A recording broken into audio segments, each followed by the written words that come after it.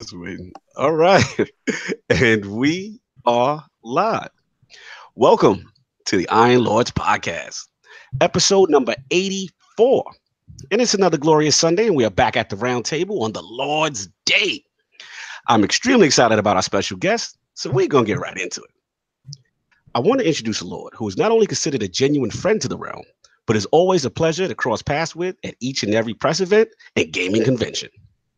This Lord exemplifies the definition of true gaming passion, is one of the hardest workers in the business, yet always exudes consistent professionalism with any Lord he comes in contact with.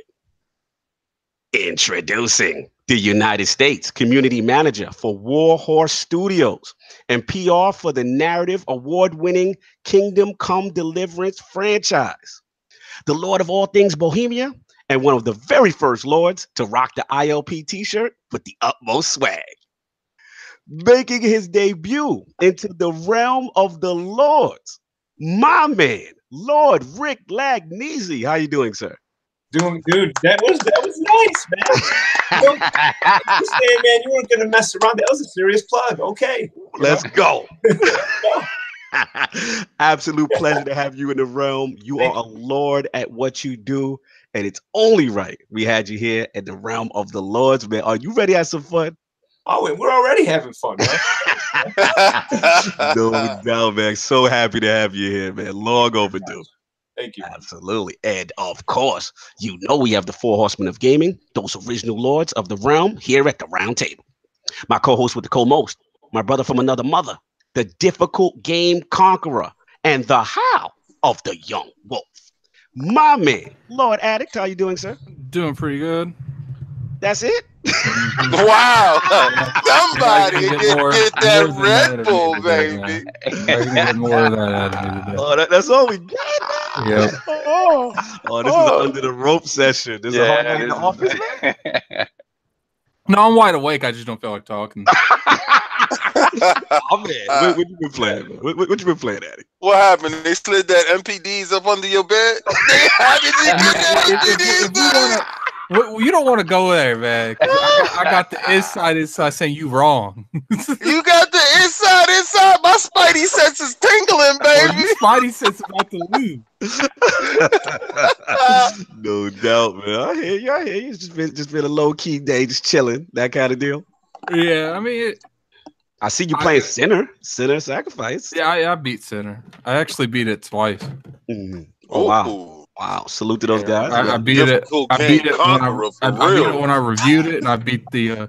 Well, apparently I didn't know this, but now if you banish all the sins, you actually have a different final boss. I didn't know that until yesterday. So I got to go through there and find out how to banish every individual sin, so I can fight the secret last boss. No doubt. Right. That's even if that's real. Who knows? I'll probably do it, and it'll be a giant troll. So. Shout out to another indie, man. Looks like those guys are doing well. Hit Game Pass as well. So salute. What is it? Sinner Sacrifice Redemption, the full name? Mm-hmm. You said it's in Game Pass? Yes. Yeah, Game Pass. Big announcement this week. They are in Game Pass. Oh so my salute to those God. guys. We also met them at PAX. Very Look at you acting like you gonna play that. You know what? You know what's funny? That game is directly up your alley, and I'm not going to disrespect your talents when it comes to that because that was serious. Me and you going through that game was incredible. Mm-hmm. But for people that like that type of game, that game is serious, and for it to be in Game Pass, I think that's huge. That's huge to me. Dark Souls? Yeah. Oh, Rick's attention is up. Yeah. Look at that. What is going on? Tell him, Addict. I'm out of the loop. Sinner Sacrifice Redemption. I hate saying Dark Souls clone because it's not, it's got that gameplay. I think that's what most people say when they, say a Dark Souls clone. It's got that gameplay from Dark Souls because they kind of like started their own genre with Dark Souls. Right. It's got that kind of gameplay, but the difference is it's just a boss rush where you only fight the bosses, and every time you fight a boss, you actually have to sacrifice something on you from like attributes to your health to your shield. And when you beat the boss, you have to redeem that you beat the boss. You get health, but you don't get what you originally sacrificed back. So basically, in theory, you're giving up. You start off powerful, and you kind of start out the strongest you'll get, and you get weaker from every boss. Oh, That is sick. Crazy. I like that. Like when I fought the last boss, I had a lot of health. And what's funny is you get more health, but that's kind of useless because they take like half your health when they hit you on this game. Wow. Yeah, I know. I saw when he was doing it. I was cheering him on. It was incredible. So it may have Lord Rick. It may have your attention there, huh? I'm already looking. Yeah. He said Dark Souls. It's on Discord. It's on Discord. Yeah. Okay. Addict, do you have to switch back and forth between the two-handed sword and the sword and the shield, or you could just pick one? You could just use one. I switch back and forth because certain bosses are easier to use the shield with than others.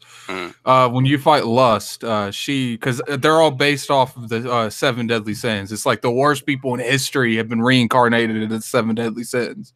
And when you fight Lust, she's really fast, but if a shield can parry her a lot easier. And then when you take her health down to 0, if you don't kill her before she does her transformation, you have to fight a giant worm. Wow. So that can get really. The first time I did it, I killed her before she transformed, and so I thought it was easy. Well, when I did it the second time, I realized, well, how did I do it? Because it wasn't easy. Because I couldn't get her killed. Because I would hit her once or twice, and she would almost be dead. And then she would just transform. I think what I did is I caught my sword on fire the first time. So I did more damage. I think that's what I did. But, there are... Sovereign, we walking away from the game, and he's, like, looking back at the game like he left a piece of himself there. Yes. Like, man, I'm going to tell you right now, man, I could get back to I could beat that. Yeah, I was right there. I could beat it. He was like a fighter. Like a prize fighter. And you like, put me back in, coach. That kind of hit me. That kind of hit me, but Code Vein, I almost beat that boss, and that frustrated me because he's like, I gotta wait till next year to actually beat him. No, you don't even know. Like I had everyone around the area behind me because that dude was almost dead. Only like 6 people beat it the entire time. Shout out to those guys, Bandai Namco, Dimitri. I believe we also had Pat at Xbox with us. To an inch of health, and I was going at him, and I ran out of stamina. And I started breathing and stuff instead of hitting him. And the dude literally backed. He backed up. He looked at me and he just slapped me. Shout out to Punch. He said, "I watch Addict play it." He said he was raging on that game. No doubt. And of course, we have our most technical gaming lord, the solo gamer who lives for the single player selfish experience, and also the Sostradamus, Mr. Offline Profile Illuminati and Lord Patreon of the Iron Bank, my man, Lord Sovereign. How you doing, sir? I'm doing fantastic, man. 5 days away. I'm getting antsy, man. Friday. You guys are ridiculous. Enough. Oh my Lord. What game is this that you're possibly antsy about? I have no idea. I can tell you right now, it's overhyped. He can't wait for horse gonads. That's what he's looking for. 4K gonads. This dude out here wants to play a Wild Wild West simulator. That's all he wants to play. Oh my god. He likes spaghetti westerns, man. You can't take that away from him, man. We grew up on the good, bad, and the ugly, baby.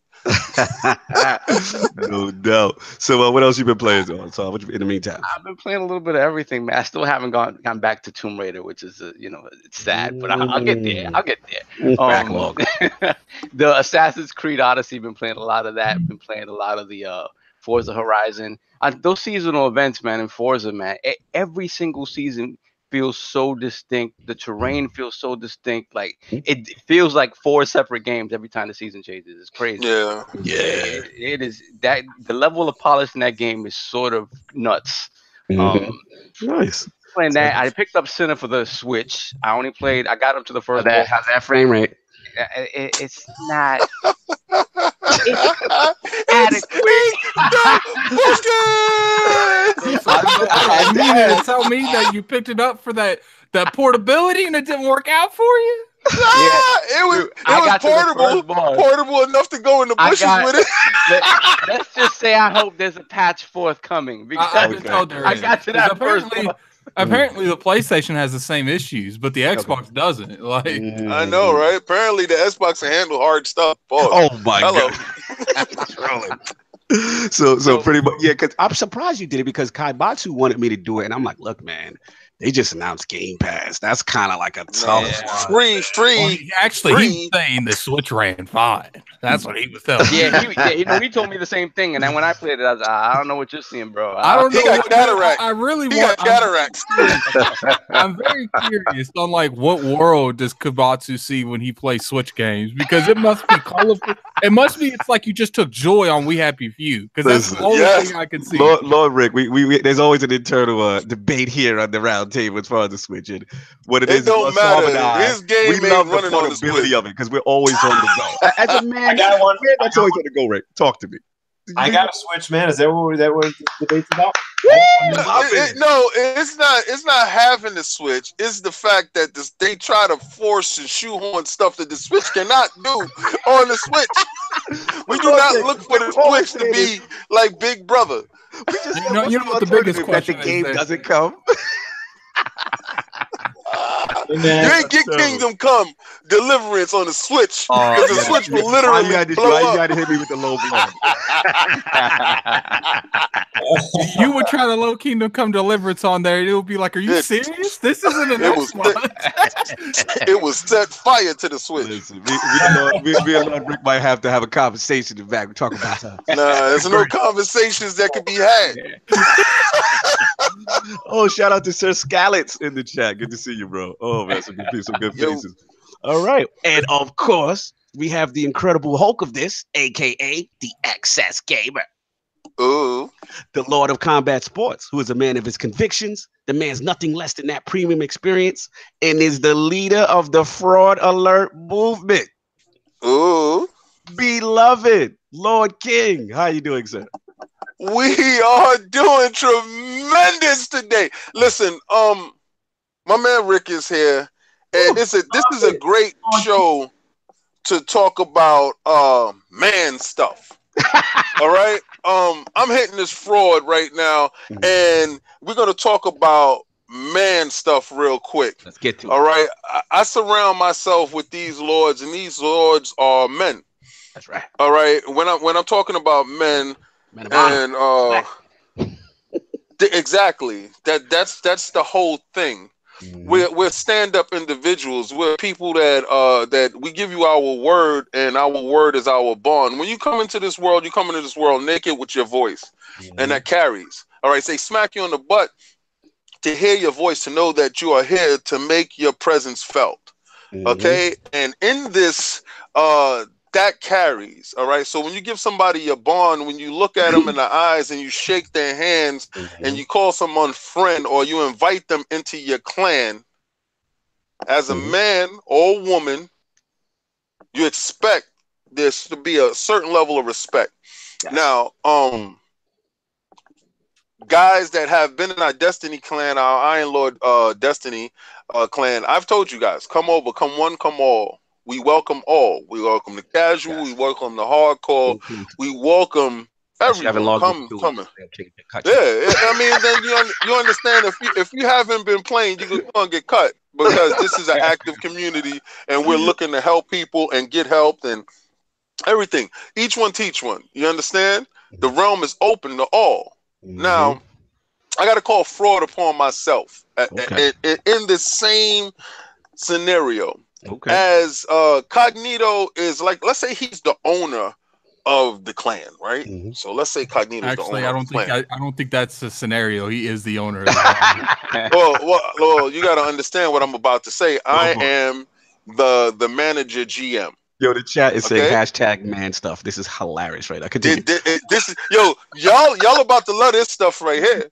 So as the manager GM and running a team, you select people, you bring people over, and you see how it fits with your team. Now, I've always heard this before, why certain GMs and managers won't add certain people to their team, because it might poison the group. You understand? No, they might have a supreme talent, and they might be great at one thing or something, and they might bring something to the table, but winning at every cost, at all costs, sometimes is not a win at all, is a loss. Sound like Terrell Owens in the my 49ers days. Continue. All right? Yeah, exactly. You understand? And you make concessions for these people. So as a GM, I lusted over an individual named Tack to bring him over to the clan. Yes. Because with this individual, I cleared raids, I cleared hard nightfalls, Yes. and he's a supreme talent. But also, he's a person who's full of himself. All right, but when he's alone, he's a nice individual. Now, Tack comes with warts. His wart is a player named Hardcore. Now, Hardcore is an individual who doesn't have the same amount of talent as Tack. He may think he does, and he's a very bitter individual. Now, when those two individuals get together, he spoils how Tack is, because Tack becomes a different person. Bad association. Now, in his squad, he also has a rest of his team, which is Dino and Sue, and they are good people. These two people are really good people. And talking to the clan, once these people defected from the clan, the people that they miss the most is Dino. Dino is a very nice dude, very warm-hearted individual, and he's a good guy. Now, I'm not talking from a standpoint of bitterness. I'm talking from a standpoint of being a man. If I open my door to you, you do not leave my door open at night and sneak out the back door like a coward. I open the door to you as a man. You have the respect as a man. You lose respect as a man if you walk out. See, because I never knew that they left the clan. If you leave, you can tell me, yo, I'm leaving. That's fine. Open door policy. Have a nice day. It's cool. But while you was there, you were berating other clansmates, saying that they were trash. They weren't good. And by bringing you in, I understand now what it means. Winning at any cost is not a win. That's a loss. So getting to 600 at any cost without bringing up the rest of your clanmates. I wasn't 600 because I was helping my clanmate Monkey, Lord Monkey, get his level up. Or I was helping Lord Cole. And I noticed that certain individuals that I was playing with before you showed up weren't coming around anymore. Because they didn't like your vernacular. Disturbance in the force. When you were there. Exactly. So, and I'm talking to all the clansmates after you're gone. 99% of them are happy you left. 100% are happy that Hardcore is gone. So you won't be missed, but I'm gonna give you some part of knowledge because I know your boy listens. ManTalk. The next time you go someplace else, you walk in as a man, you leave as a man, because that's how you'll be remembered. In this world, you come in with only your word and your bond. And if you do not live up to that, you are nothing. So I don't care how many nightfalls you done cleared. I don't care how many raids you done cleared.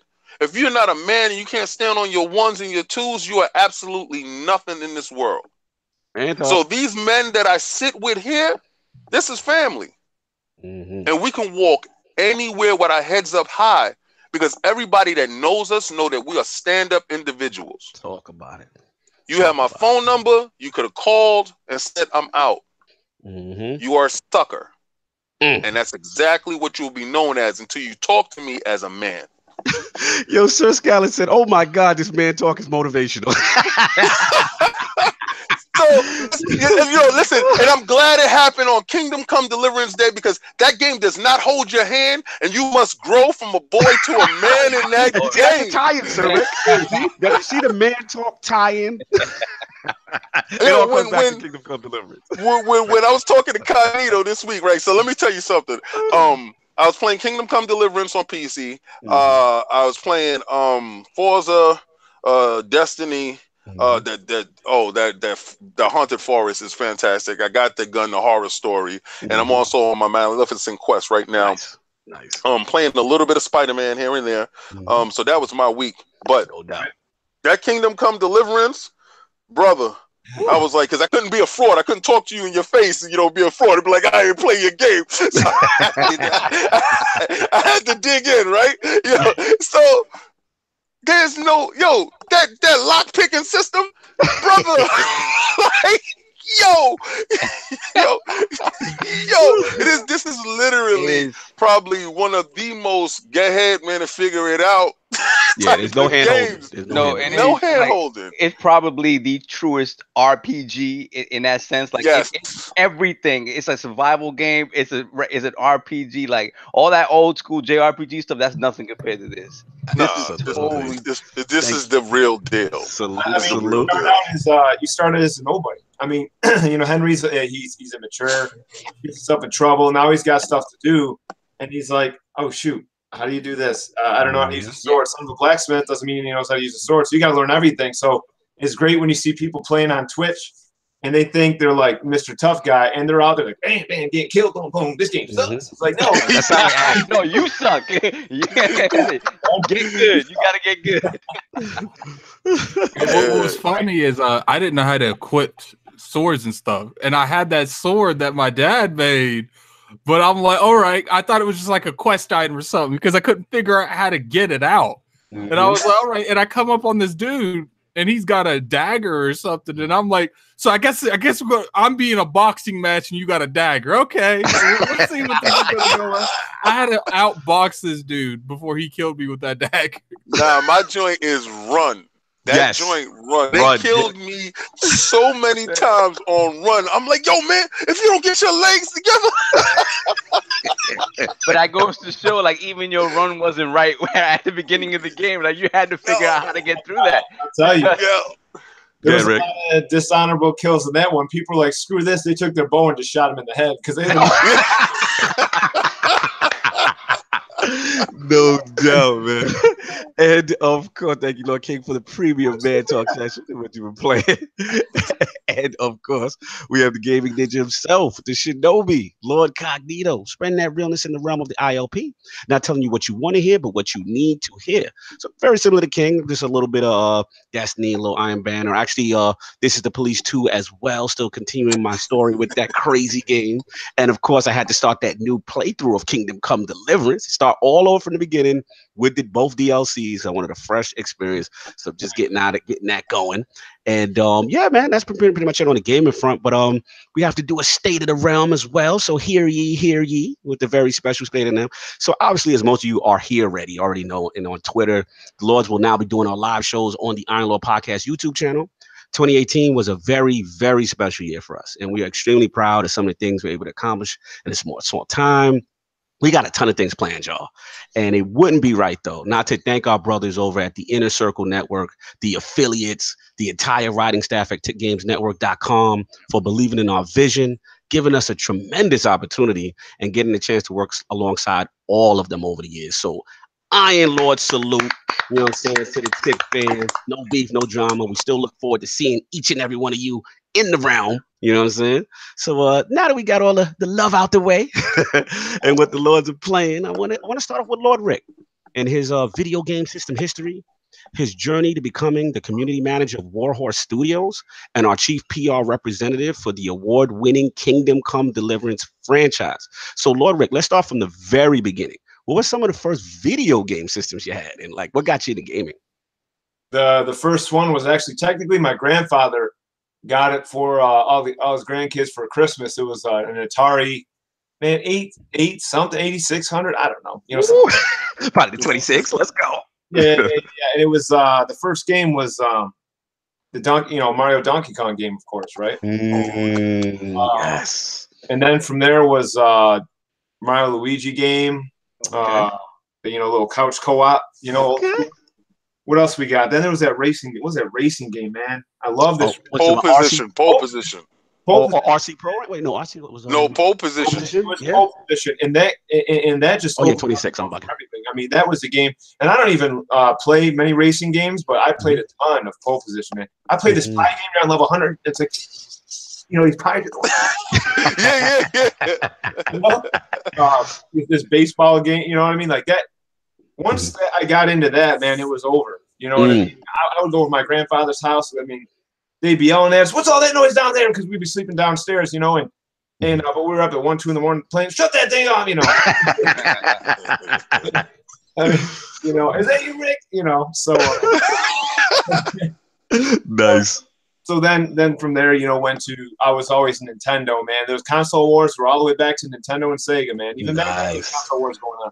So sorry, I got to slow you back a bit. So being the console was, as we know, right, was back then was pretty even intense back then. Like, how did you survive the Genesis does what Nintendo don't era? How did you survive that when Sega was coming on strong with that Genesis? It's the same thing as always, man. The games, because I was good. I was good with Nintendo because, you know, back then though, you got one good game like twice a year. Yeah, you know what I mean, facts. And it wasn't that there was, you know, bad games. It was just that it took them longer, right? I mean, or just, you know, there wasn't as much of a demand or whatever, you know. But I mean, shoot, you play, you know, you got the Zeldas and the Marios, the Donkey Kongs. I mean, that Metroid. I mean, I was good, and because you know, back then too, man, we didn't game as much as we did today. Like I was outdoors playing gun games and you know, very true. Football, man, dropping my book bag after school. So I was doing all that, but at the same time. If we had all these games we had then, you know, it would be like, oh, play football. No, I got to play that. Halo, I got to play some of this, some of that. No. So yeah, Nintendo. Then I went from Nintendo to Super Nintendo. Then I went over to my cousin's house and we played Sega. I remember when they were rubbing it in my face, they were like, "Oh yeah, you can play demos on Sega." You know, I'm like, what's a demo? You know, and that was something that Sega had. No doubt. Anyway, I went from the Super Nintendo to, oh man, I was going to Toys R Us almost every day playing Mario 64. Salute Toys R Us for giving kids a dream, and letting us touch for free like it was the arcade. Salute Toys R Us. I had this like bike that my grandfather he got me this like $250 like. I'm happy to love your grandfather right now. I'll just let you know. You know, and so they actually someone stole my bike, and they replaced it with this bike that had no brakes. The brakes didn't even work. Wow. So but I took that the next day to play again. You know what I mean? I had a bike. You know. So, no. I mean, I actually got a third of the way through the game, and I'm like, man, I'm playing too much now. You know, at Toys R Us, they know who I am. They're like, they know. You was that kid, no. But it was free, so then I got and then, man, you know, GameCube. I mean, you're saying start from the beginning, so I'm just trying to think my way through this. Yeah, go ahead. Yeah, I took a break from gaming for a while, which is actually good. But I mean, like, well, you know what got me back into it was Resident Evil 4 on the game. You addicts are loving you right now. Because Resident Evil 4, as much as it was like that was where I felt like after that Resident Evil went downhill like big time, but Resident Evil 4 I actually really liked it. A lot of people who are really hardcore, even more hardcore than I am about the early Resident Evils, didn't like it as much. I thought it had a perfect balance. Really? But I was up to 1, 2 in the morning playing that game with all the lights off. Sometimes I had to pause it because this game is dark. Like what? Yes. You know, like you know what's funny? Rick, we talk to everybody. And certain games innately make you do certain things. And that Resident Evil light off, you want to get the atmosphere, the ambiance in the room going. Everybody says the same thing. And it doesn't matter if you're in Mexico, shout out to my man. It doesn't matter if you're in the Bronx, you're where you are. Everybody done turn that light off and play Resident Evil and scared the hell out themselves. Right? And I forgot to mention too, I did have some PC days like I was doing. The first PC game I had was Resident Evil 1. And then Resident Evil 1's classic, man. I had to play Rainbow Six, man, because on my PC, but it would freeze anytime I started multiplayer. It ticked us off to going. I'm like going like this, and I'm like.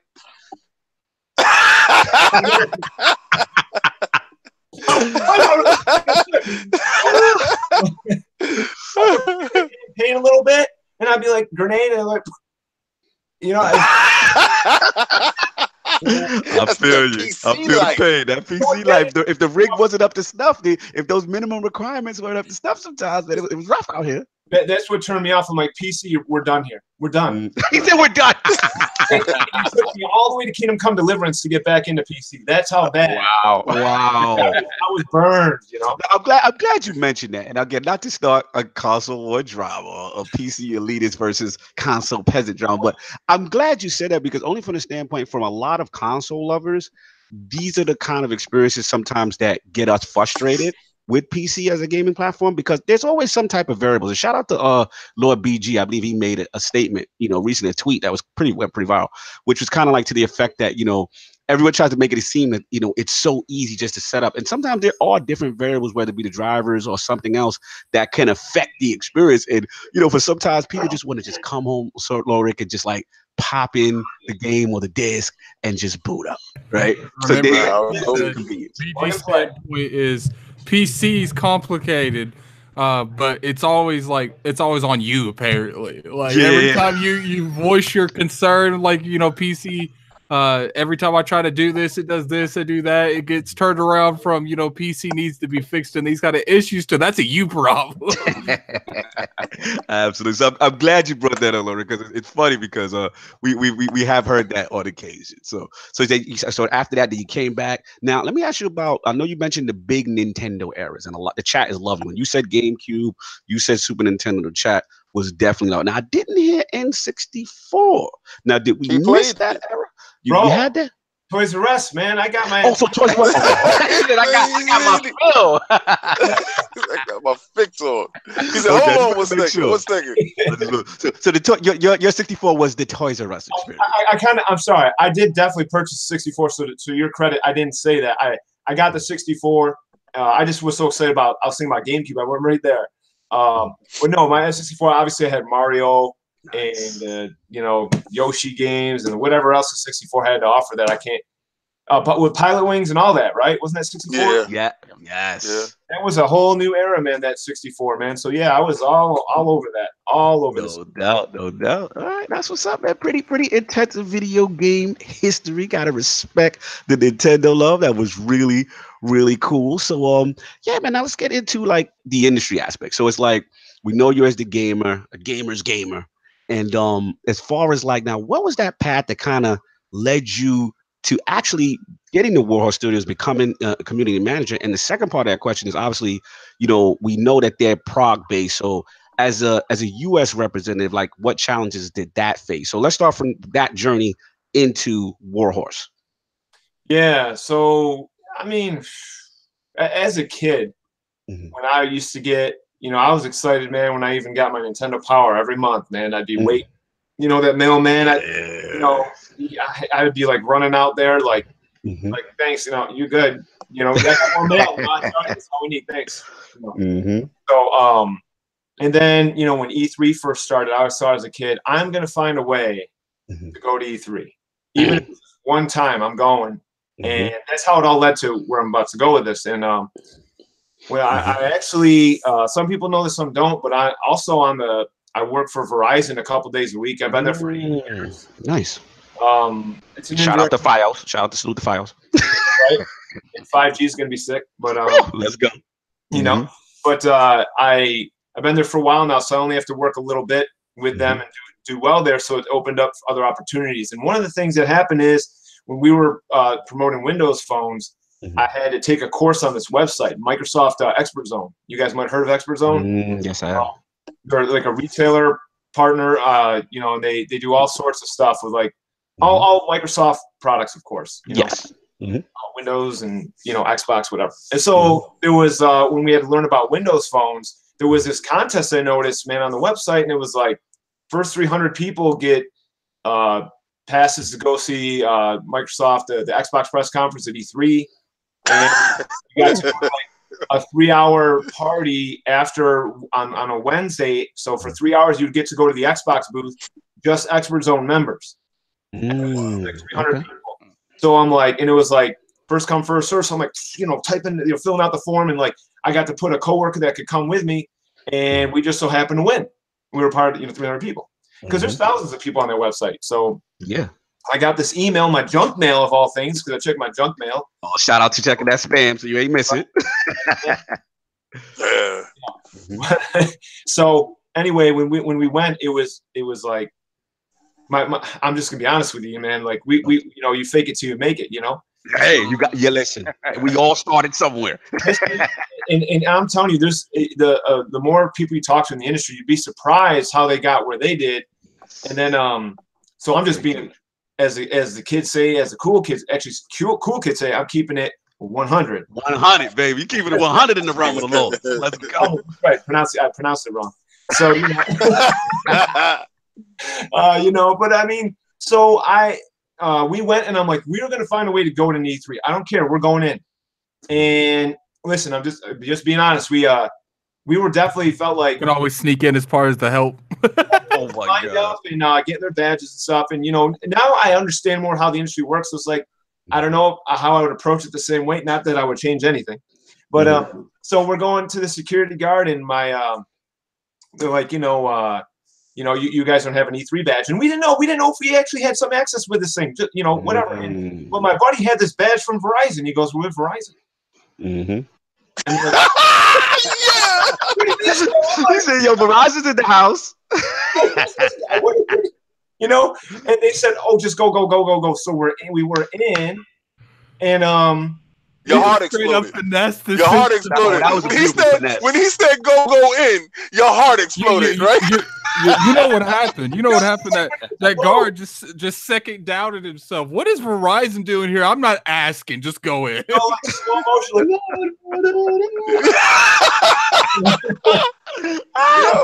Shout out to the finesse. I love it. It's like those. What happened to my man? It's like those animes where the door just lights up.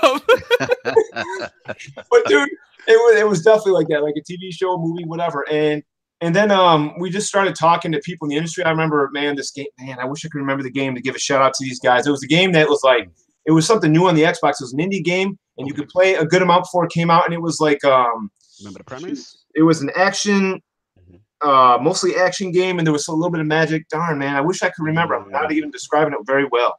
Oh, it's all good. It's all good. It's all good. But whatever it was, it made an impression. Man, yeah, and I talked to the developer, and I'm like, my point was about talking to developers. So I started talking to developers, starting to see how cool it was to work in the industry. And then on Twitter, that Expert Zone said, first 10 people to respond to this get tickets to the rest of E3. Oh, and we won. Oh, it's your birthday. Let's go.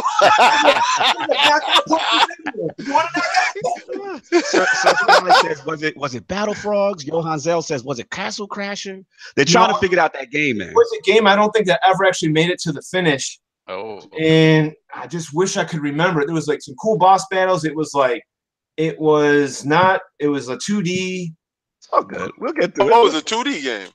I wish I could remember. No worries, man. We'll come back to you another time. So you got in. You guys won now the E3.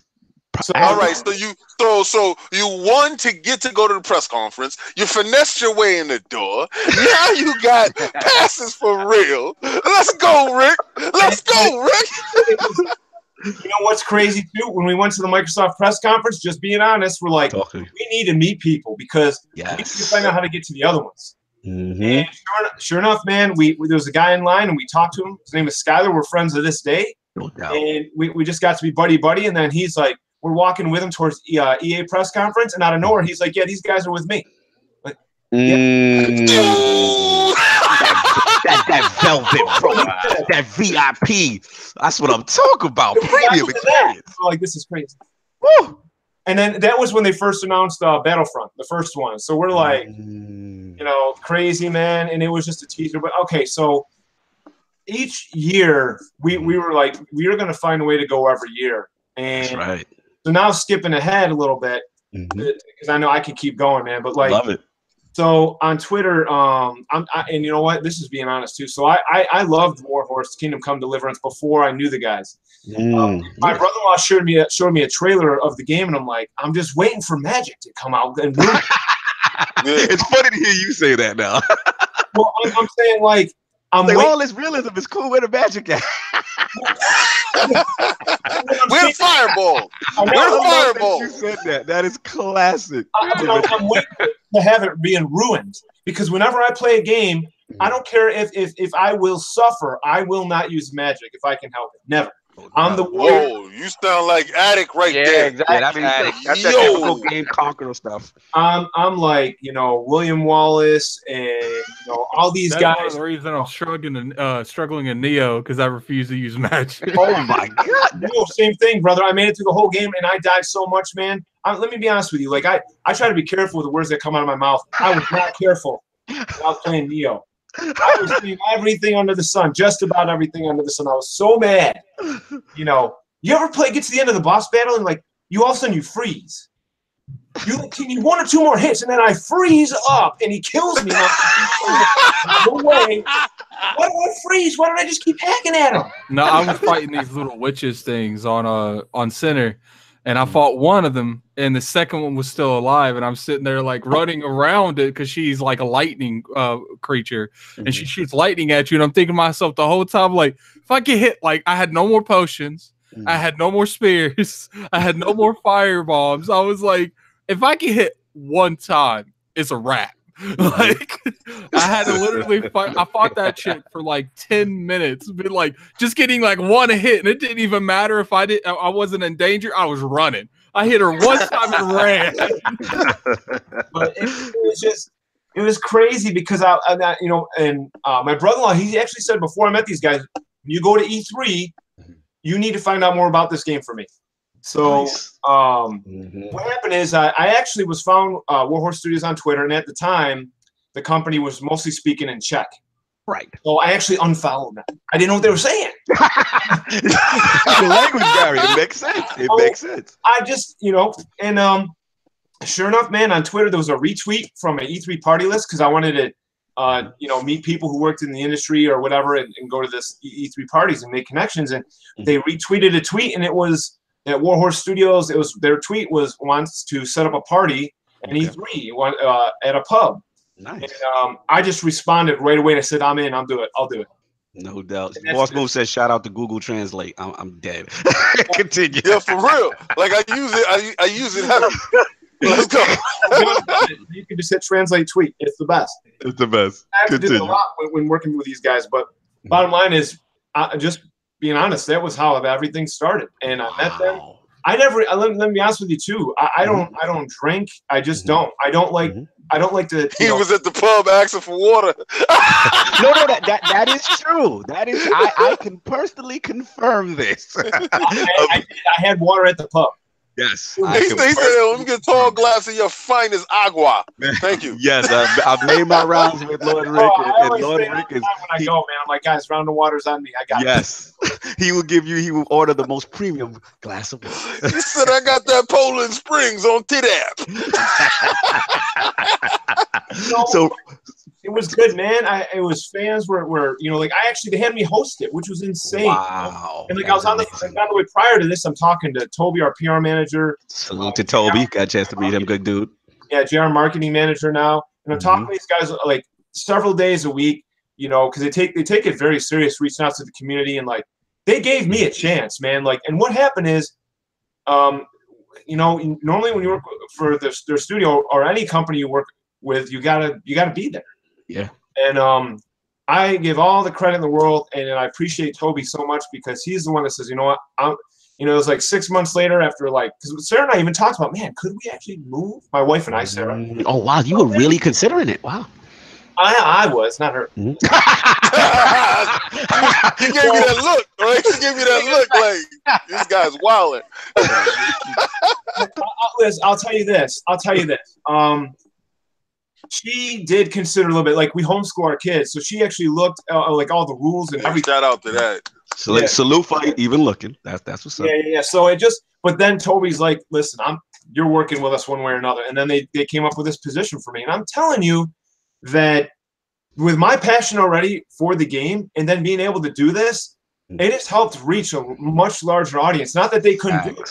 That's why they hired me to do it. And I'm telling you, this is why the company Warhorse, sure, we've had ups and downs. We're always working to make the game better, and we've never shied from that. But they're always trying to do the best they can to reach out, and I love them for that, man. I've been here now with Warhorse Studios for it'll be 3 years, I think, in March. 3 years now, right? Yeah. That's wow. crazy. And working in the industry, it's actually hard to work for a company for a long time because there's a lot of changes. New games, Yeah. or maybe there isn't going to be a new game for a while. Maybe there's only one game. I mean, what are you going to do? And like, there is no like end. Like I'm like with these guys as long as they have me.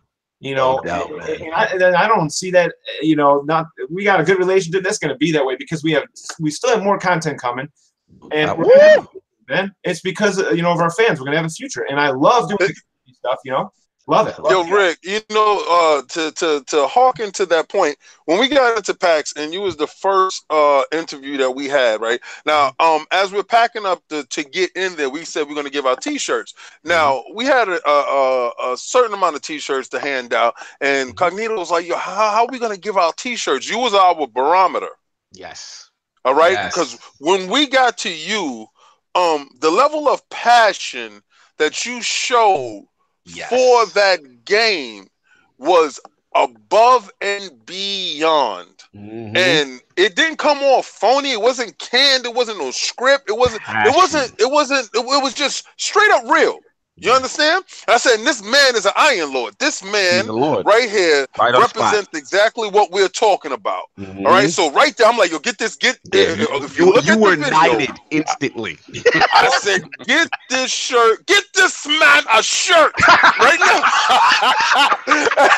And listen, so we went to other developers, and he was the barometer. Not many people got that shirt. You're right. Not many people got that shirt. All right. All right. Yeah, we went to one developer. Yes. I'm gonna let you go in a second, Alec. We went to one developer, right? Then right adjacent to him, we went to another developer, and that guy showed more passion about his project than this guy, and he got a shirt, and the other guy looked over like, what? They're giving out swag?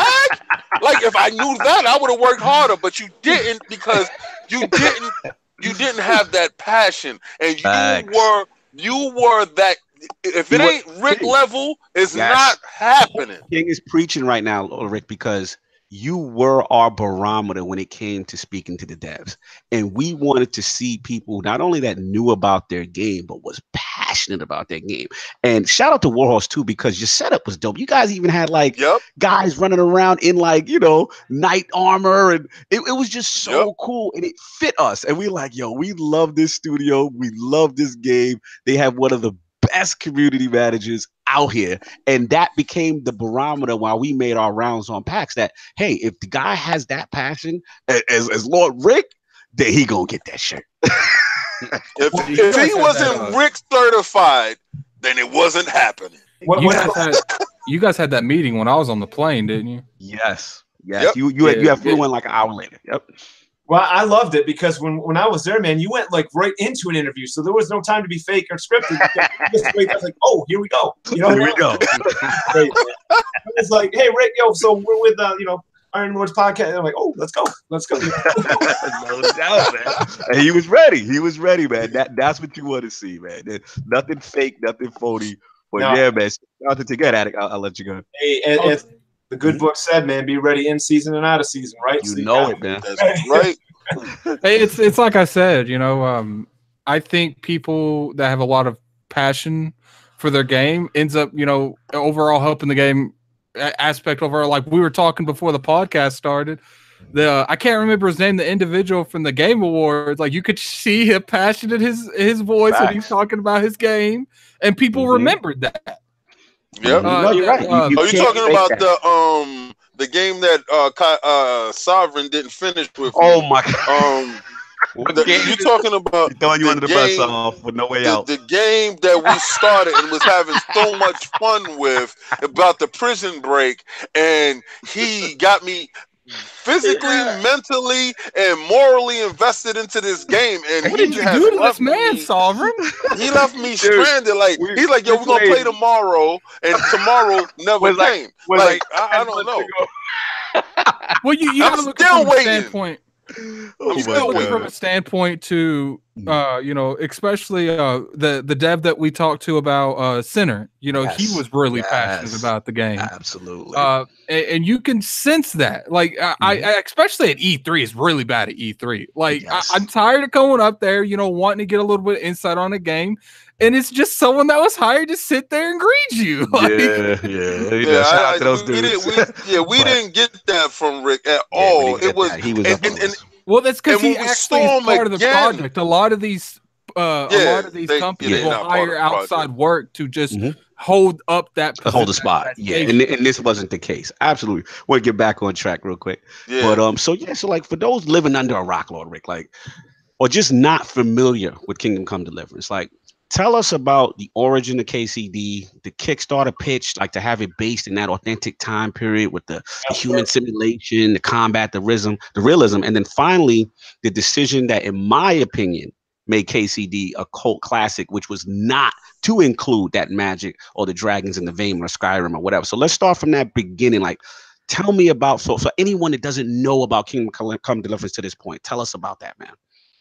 Yeah, so Dan Varver is our creative director, who also was the creative director behind Mafia 1 and 2. And we have Martin Klima, who's our executive producer.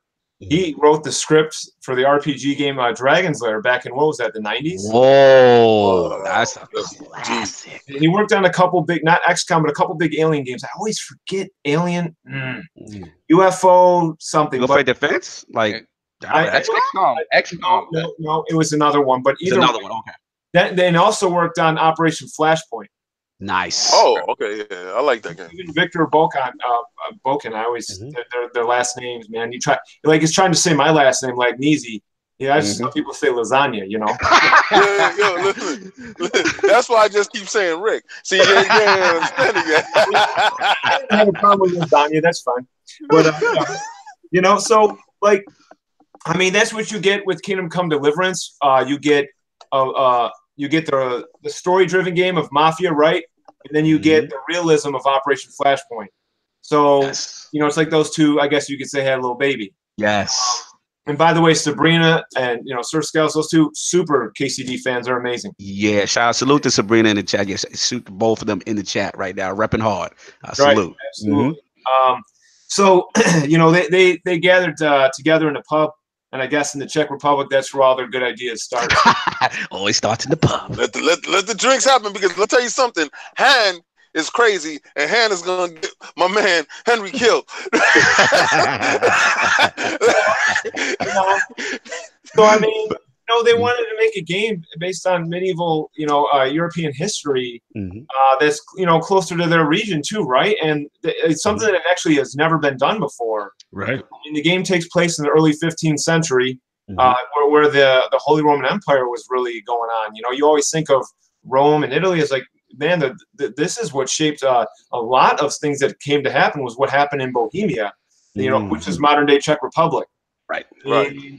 So it's our game is an you know, open world, you know, RPG, very story driven, first person, and you know, there's over 4 hours of cutscenes in the game, and only so many of those unlock based on the choices you make. But it's a civil war, it's a conflict, you know, you know, so you have this big civil war conflict between two kings, and they're actually, you know, they're brothers, right?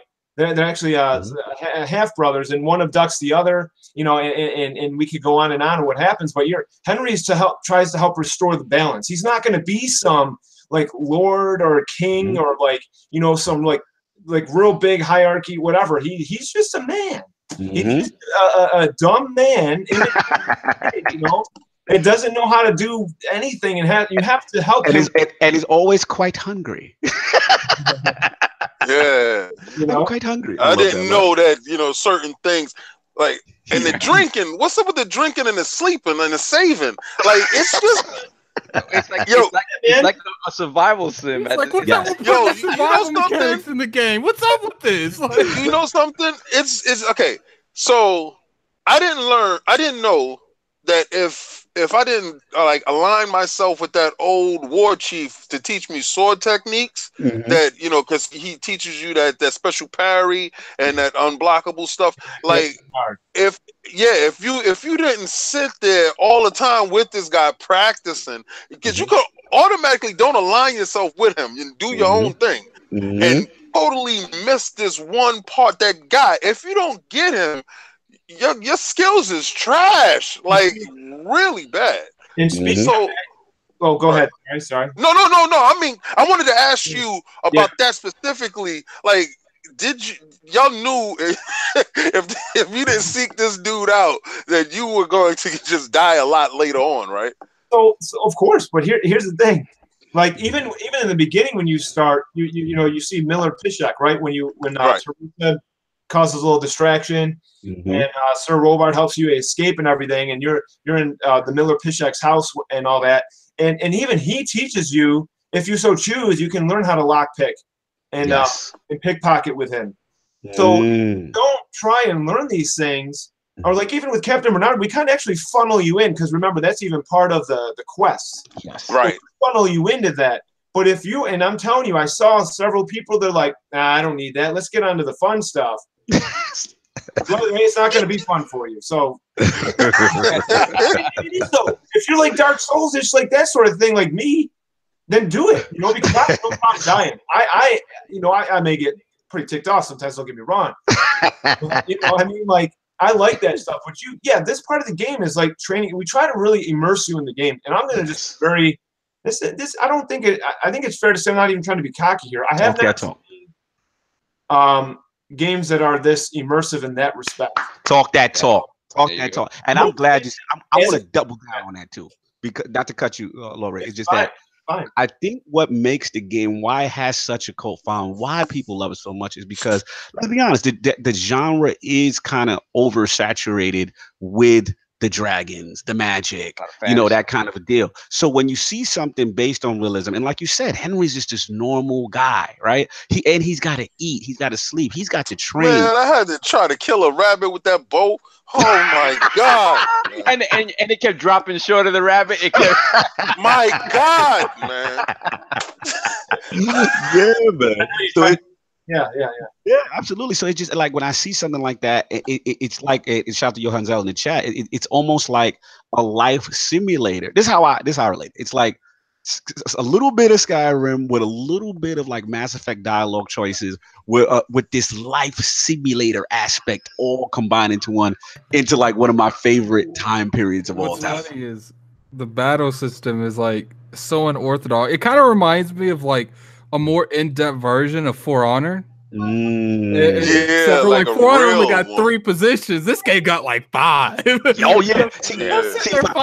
And this dude comes up and he starts like pushing his chest at me. I'm like, all right, let's go. And I'm thinking, normally I'd be cocky and I'd say you about to get this business, but I don't know. It's about right now. And the last point I'll make, and I'll give it back to Rick, is that for old school heads, Sov and King may remember, like it almost Kingsfield, and also a little bit of Bushido Blade with the combat. You know what I'm saying? So these are like a lot of feels that I got from it. But go on, little Rick, man. We love this thing. No, it's good. It's good. But going back to like the Kickstarter, our slogan was Dungeons and No Dragons. Nice. Yeah. And obviously we stressed on the no magic, and because that's something you just really haven't seen, and especially when we base it off history, not 100%. It's a video game. We're gonna cheat. Right. I mean, it's not a 1-to-1 ratio in the game of the map, but the towns, the cities were actually, those were there, and even the castles, we had actually taken photorealistic images and did our research. We even have a full-time historian on our team to make sure that these were reconstructed to how they would actually have looked back then. Nice. But with the Kickstarter, I mean, we went to every investor you can imagine, and just no one was really willing to pull the trigger. They just thought, unless you have magic or actual dragons in there, and you're not going to make it. But Dan's a very bold man, and brave, and I applaud him on sticking to the integrity of the game, and even as far as they have the slogan "Dungeons and No Dragons," and I'm telling you, the goal was, I think, a little over 300,000 euros. for the Kickstarter because we had one investor in Czech Republic that was willing to give us a chance, just one. Then that was if that wasn't going to happen, it wasn't then we wouldn't be here. Wow. But not only that, the Kickstarter we had to prove it, and rather than doing over 300,000 euros in 2014, we did over I think 1,000,000 euros. It was amazing. Yes, and we were the third most successful Kickstarter in 2014. Woo! That's what I'm talking so about. That's what and so really obviously it's a combined effort from the fans, our investor, and the team. Absolutely, man. It's great. You guys already know we sold over 1 million copies. We didn't expect the success to be that quick. Again, just being frank, man, we didn't know how quick it was going to kick off. We were nervous too. It's our first game. Yeah, absolutely. I think a lot of it has to do with what Cognito said. People want to play those type of games, but a lot of people are tired of the magic stuff, the mythology put in games. So if someone comes and is like, yo, we got something for you. Absolutely. Dungeons and Dragons, man. The crazy thing too is we talk about the realistic medieval combat and the setting and everything, but I think the best part of the game, this is just my opinion, is and I could say a lot of things because the music is amazing. Like any good game has to have good music. Salute to your boy Adam Sporka, right? That's his name? Adam Sporka and Jan Valk. Salute. Good guy. Unbelievable. Yeah, absolutely. But I love the way you can do the quests, all the different ways and so Toby and I would talk about every time we presented the game. Like 6 different ways to do this, but there's even more than that. Even with the new DLC, it's like you can do that. You can go in and try and you got to play. There's like a dice competition game. Now we raise the points. Like there's sometimes you actually go up to 6,000 points instead of 2. But in the main game now it's went to 4. In the tournament it's to 6, and all these guys have cheating dice, and you're like, yeah, you got to bring your cheating dice to a shot, and then they're like, you know what? Fine, you know what? Screw you, pal. I'm gonna go in. I'm gonna steal your dice at night, or I'm just gonna kill you and take them. So that. That's the adequate until you take it. I like that kind of reminds me of some games. My thing for conflict is poisoning their food. Oh my god. And it's like, yeah, that's good. Come on. Yeah, that's right. Eat up, baby.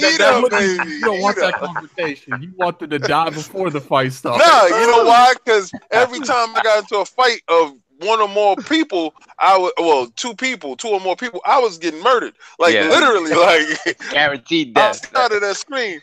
I said, so you know what? I got guaranteed death too. I got poison in the cup. And it's gonna go there. Well, a lot of people are gonna be in that situation. So you just can't do a dragon shout and fly half them off the mountain. No doubt, man. So I'm glad you mentioned, what I'm saying, the success on Steam. I was actually going to lead into. So I'm very proud, obviously, to see KCD represented well at the Central and European Game Awards, aka the Kiga. That's what I'm calling it, the Kiga. There you go. And you guys actually got nominated in multiple categories, and but you also came home the best narrative award. So I want you to talk about that experience as well as the KCD going platinum on Steam Shop as the top seller for 2018. Yeah, as far as best narrative goes, I mean, it's really an honor because we really stress a story-driven game. I mean, there's no doubt that we stress that there's going to be a game. There's going to be lots of cutscenes. There's going to be twists and turns. There's going to be things that are meant to happen in the story. And we and there's only, as we know it, right, there's one ending to the game. Right. But like Henry's character, the way it develops, the things that happen with this family, it's really quite, I don't know, maybe it sounds corny, but legendary, man. It's like very intimate.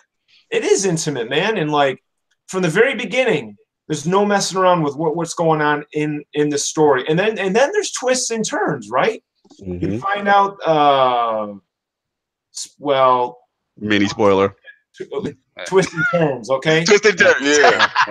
There's a lot of twists and turns. We'll leave it at Yeah, man. Don't give that up because I had to suffer through a lot of things, man. 7 hours in, and I'm starting to get my stride. I'm starting to hit my stride. But yeah, right. After 7 hours, the credits start. Don't lie. Well, I mean, Listen, I didn't have any cheats. I'm sorry, Addict, but honestly, if you don't know me by now, I'm a dude that gotta do it. I don't look at a video to figure it out. I don't care about that stuff. I gotta do it myself. Weren't you the one that said that I come on that? You said what? I'm pretty sure that if we go back in the archives, you've said that you've looked stuff up for stuff before. Oh no, you're talking about game facts. Yeah, that's something totally different. That's like okay, let me explain. Like, I can tell you what like game facts is. Game facts is something that me and Sovereign, I don't even know how Sovereign found it, but Sovereign was like, "Oh, you don't know how to get this part in Metroid?" I'm like, "Nah, man, I've been doing this for hours and I don't understand how to do this." All right, so go to Game Facts. You go to Game Facts, you put the name in of the game, and then you look, and it'll tell you. All right, so you go to the left corridor and you jump up there. It don't give you like it wasn't a video. It just told you where to go. And then now what you do? What you do? Is you go watch somebody play the game, you see the ending of the game, and you're like, oh, look at the ending. I don't want to see that crap. Like, I don't want to see that. Like, I don't want to see nobody. You seem like you got receipts. Yeah, I want to see nobody winning. You seem like you got receipts. Moving along to Lord Rick and the success of KCD. Back to Rick, not on you, Addict. Oh, I'm sure you want to avoid that question. No, I'll talk to you later off air. Anyway, so like we were saying, Lord Rick, with the success and obviously with the best narrative, like how's the team feeling? What's the energy at the studio right now, man? And you know what? The thing is like we were ecstatic. I still remember when I was there because you guys know obviously I live in the U.S. I live in upstate New York, and I'm like I am absolutely going down there for release. I'm going down there, nice. Or you know, not necessarily going down, you know, technically going. Yeah. But I'm going to be there to celebrate with the team. But let me tell you what happened. So of course we're looking at reviews. Everybody does. If they're a liar to say if they don't. We all care about what people say. About your game, but let me tell you something. There was so much work to do that we celebrated for like, oh, this is great, because the Metacritic scores were between 75 and 80 or something like that. We were very happy, but we had work to do, man. So it's like, then a DLC comes out and we have work to do. We gotta make it better. We gotta fix some bugs or whatever. So it's like the energy is high, but it's like it's kind of like if a team that wins a Super Bowl. I'm not saying like we won the Super Bowl or something, but when you release a game, you feel like you won the Super Bowl. I mean, I don't know what that feels like, but you know what I mean. Like, okay, but we won the Super Bowl. That was last year, so we got some work to do now. It's a whole new season. So for us, it's like, okay, the game's out. That's great. It's selling. It's sold over 1 million copies. That's great, fantastic. We're very happy, but we have work to do. We have content still to come out. I still got to, I got to keep in touch with my fans. There's stuff to do. So there's a lot of work going on. And so that's the energy, man. Is we have work to do. We want to make our game better and better and better. We want to optimize it and do what we have to do. So we're keeping on trucking, man. No doubt, man. That's good to see, man. Good to hear. And like I said, definitely proud when I saw that because again, I think the game doesn't get enough credit narratively, and especially with cinematics. I mean, just from the opening of the game, again, not to spoil too much, but the tone is set very early, the stakes. And I remember that was one of the things that kind of really drew me in. You guys really, like you said, you have so much narrative, so many cutscenes and things of that nature. So I like to see that you guys took that seriously, and because a lot, the casual thing to say is, oh, it's a Skyrim clone. This has nothing to do with Skyrim. No, it does not have anything to do with that. Not at all. You can ask LordCognito when I was talking to him about the game. The first thing I said, it gives me like a Skyrim feel with a better story. Yeah, the first thing, like the story is crazy. Because like when I looked over for magic and there was no magic there, I was like, this is going to be a tough one here. Yo, shout out to Johan Zell. He said, "Is the Black Plague in the game? If it is, or is it going to be in a DLC?" Lord Rick, you don't have to answer that. No, that's cool. I find enough dead bodies for no reason walking around. I'm like, who's out here murdering these people? Hey, what? I'll copy and paste the link to our roadmap so you can see the DLC. You know what I'm saying? No doubt. Let's get that roadmap. Exclusive. Let's go. All right. So we got that. I'm sorry. What'd you say, Lord? Web addresses and try again. Oh, I can't do a link. Nah. I think an admin has to do the link. Just post something real quick, and he'll make you an admin. Yeah, you should post something real quick. I'll get you in there. Boom, boom. But it kind of graded out. That's all right. I'll just post something in the chat. And I'll actually take care. Okay. Yeah, that's fine. Yeah, we'll get you that because they want that roadmap. They want that exclusive. Oh, there you go. There's H. All right, let me give you the moderation. I'm looking for Microsoft to pick up the studio. Okay. So you should be able to do it now. Ooh, let's try again because it kicked it up. Nope. All right. Don't worry. We'll take care of it. Okay. All right. Whatever. Put it in the Hangouts chat, and I'll have Attic take care of it. So there's no problem. But yeah, we're gonna get that roadmap to you, Lords. You know what I'm saying? That's a fact. So put it in the Google Hangout chat. I'll do it. Put it in the Hangouts chat, and Attic will take care of it. Oh, let's get those likes up, you 39 wonderful people. Let's get those likes up.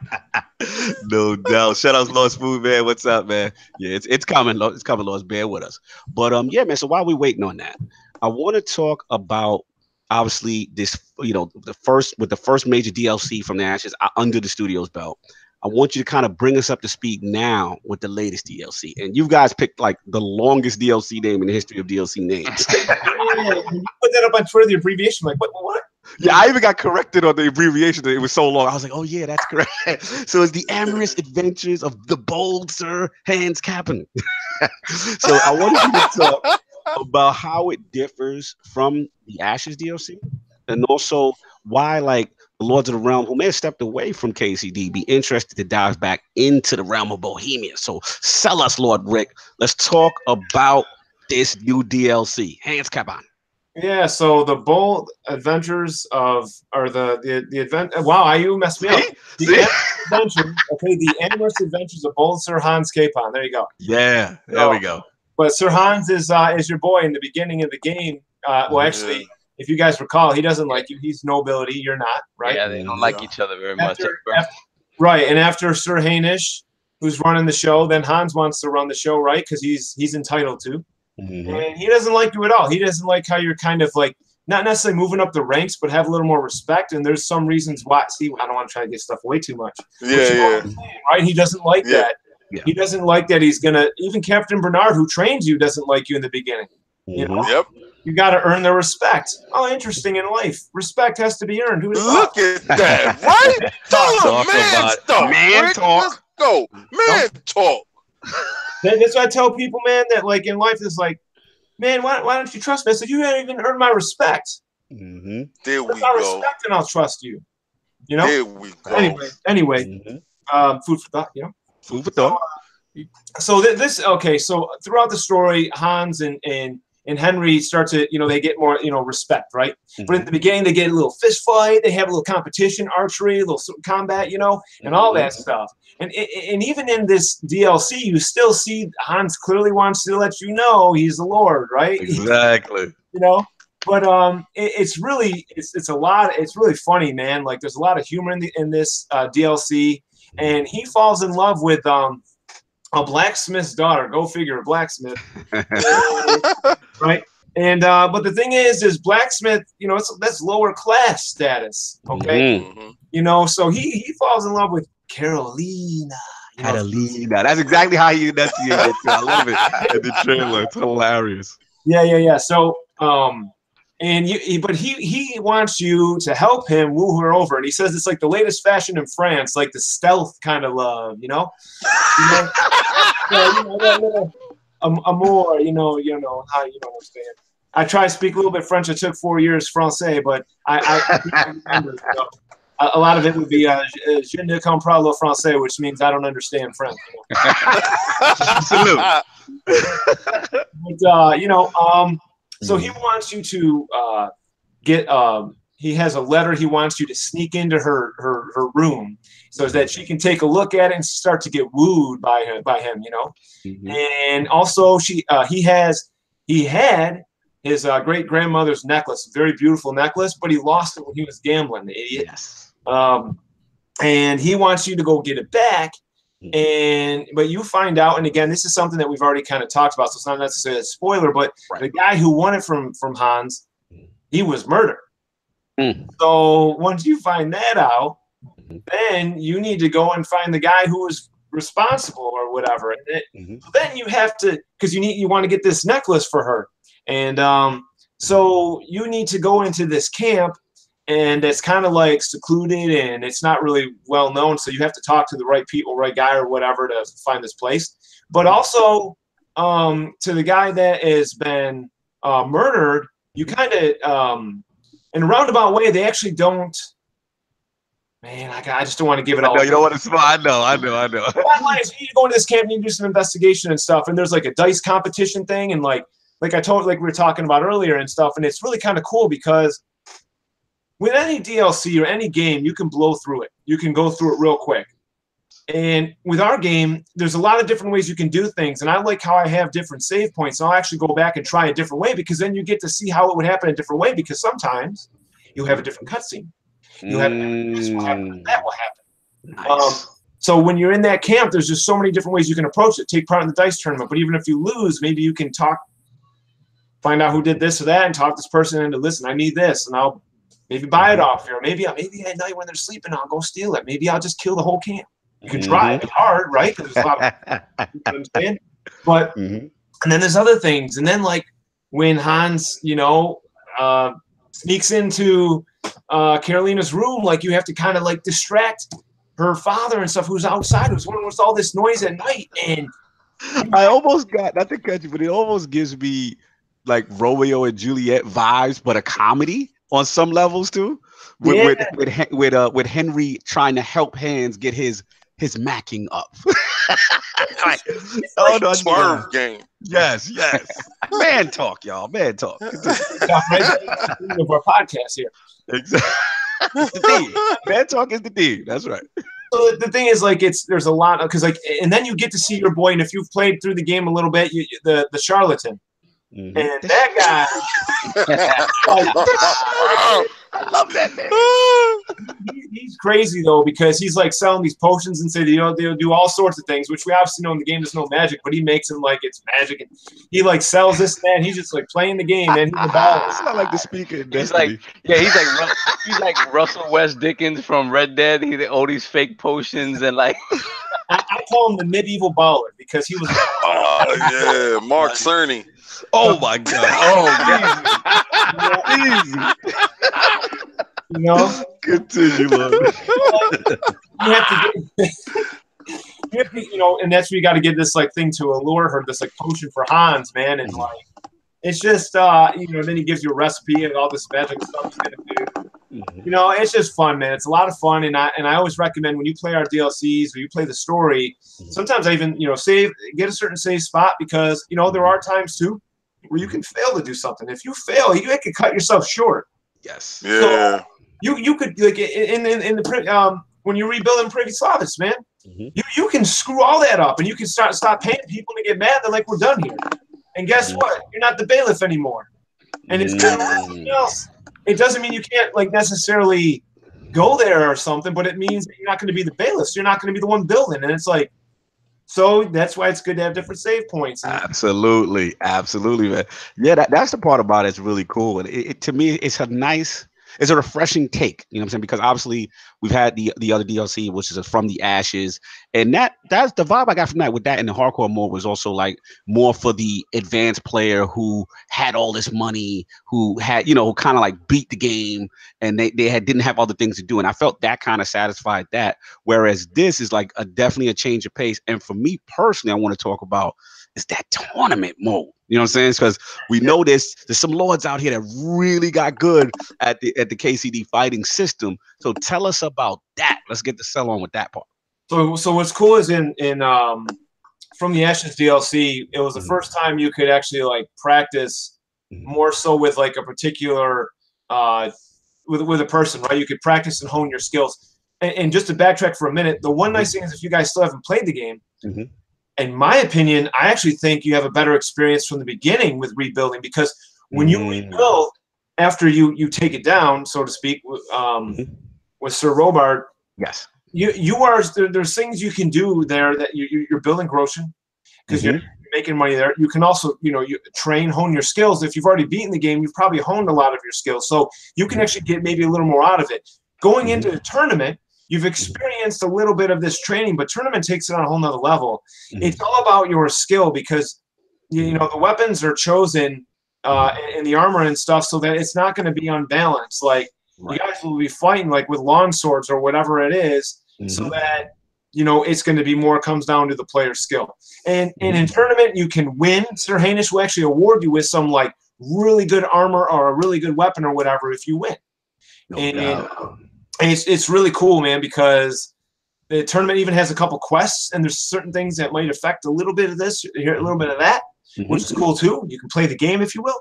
And just tournament is something that people like. We kind of showed off before the game came out, and I'm glad to see it come to fruition in the fact that it's free. You know what I mean? It was absolutely.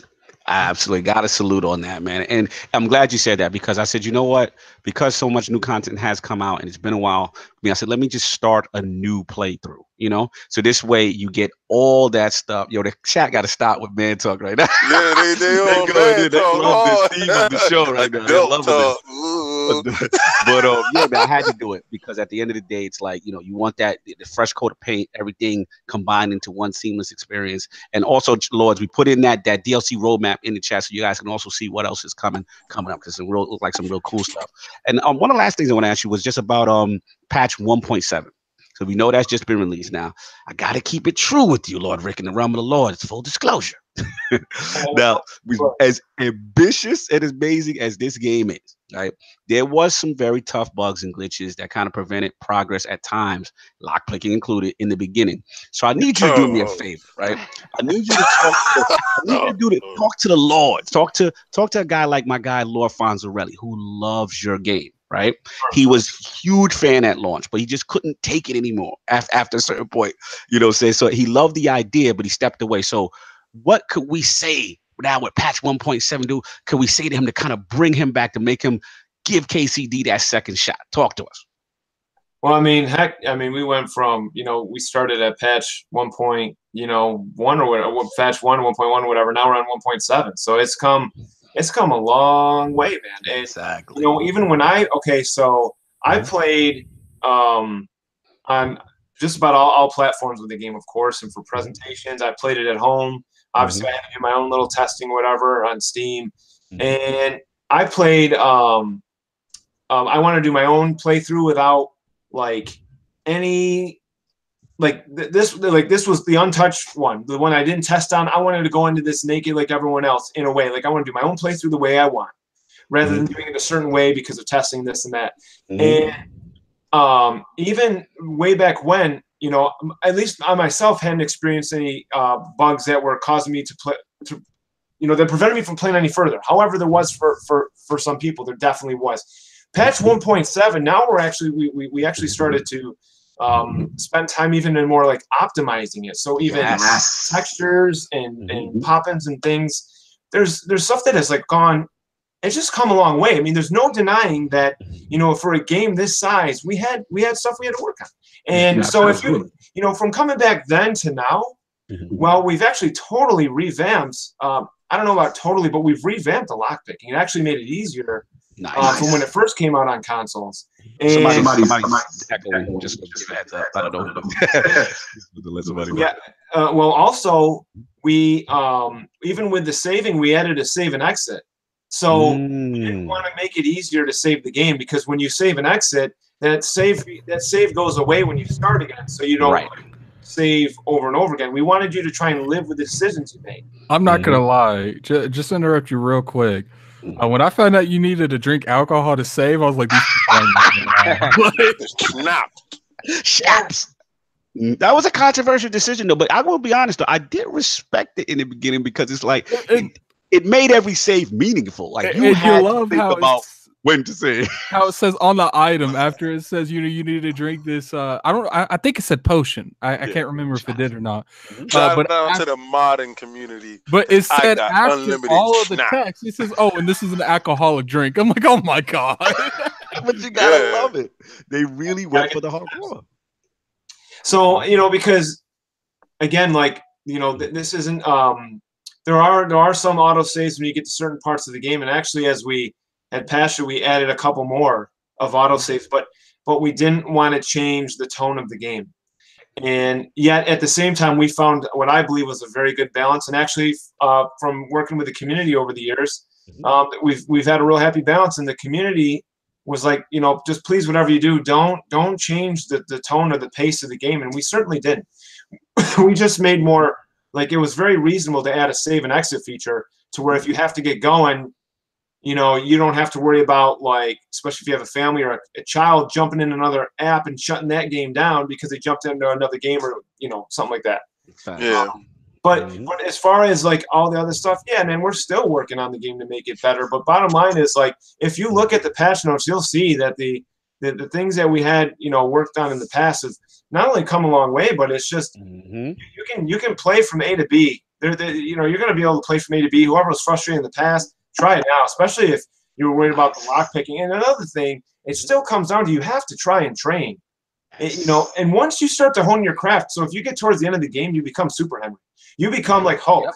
Like, 5 guys at a time. I'm not kidding. Like, and lock picking, honestly, as you progress, it actually gets pretty simple because you have leveled up now. And the ones that said easy or even hard, you're just used to it. And as remember, there's perks even for lock picking. So you Absolutely. Get better at it. I'm glad you said that. And I want to give a shout out too, because I mean, I'm running it on the X and it looks fantastic to me. You know what I'm saying? Like the cinematics look, so I could only imagine, you know, what King is experiencing on PC and stuff like that. And like you said, the first thing I noticed off the bat was the optimization. And I'm like, okay, they went back in here because definitely things are flowing much smoother, looks better. You know what I'm saying? And a lot of that stuff is that other older stuff is cleaned out. So I'm gonna speak to Lord Fonz personally, who's a huge fan of your game, telling me to get out there and get that new DLC. Patch 1.7 and Xbox enhancements is out here in these streets. So that's it, man. I mean, so obviously we're very humbled and proud to see you, man, rocking that ILP shirt at PAX East this year, man. Really humbling to have you, man. And any more announcements? Obviously, we put the roadmap out there in the chat for the Lords. You know, any more announcements on the way for a DLC plan for the future? Well, I mean, you know, we're still working on optimizing and all that stuff. We're always going to work on making the game a better experience. But we, you know, there's no doubt if you see on the roadmap that the next DLC in line is Band of Bastards. Really, really, really, really looking forward to that one. And nice. You know, it's definitely going to be very unique and different from what you've seen in the first 2 DLCs. And but you know, we take it one day at a time. Yeah, we've given you guys like our vision, and our vision is Kingdom Come Deliverance, and to make it better and bigger and better. And after, you know, Band of Bastards, then we have another special one that we talked about all the way in the Kickstarter that the backers are going to get for free, and that one's called The Woman's Lot. Yeah, so I peeped that. Yep. There's actually going to be an interesting, you know, little thing that you know, a playable character as well, I'm not going to give away who she is. Some already have their speculation and whatnot, and we'll see. But yeah, we have a couple more DLCs left, and you know, there's more in store. We still have, even a documentary, an official documentary for us that we're also going to be, you know, we're working on that too. So a lot of exciting stuff, and I really appreciate the fan support and hanging in there with us. And you know what, we're always there, man. Like you know, I love working with the community. I love you guys. We got you know, Christian, our European community manager. We tag team it up, and I'm in touch with those guys every day on Skype, man. Just like they're right next door to me. So we got communication. We're gonna be here for a while. That's what's up, man. Great to see the continued support. This game is definitely one of the surprises of 2018. And just to see, like I said, you guys started from a Kickstarter, to see the growth, and now it's like almost in that AAA space, and just continuing to get that support. These are the success stories we like, because a lot of times in the gaming industry, we don't see stuff like that. You hear about stuff getting canceled, studios falling apart, you know. So continue to support this game. The Lords will always support this. It's in our realm, right up our alley.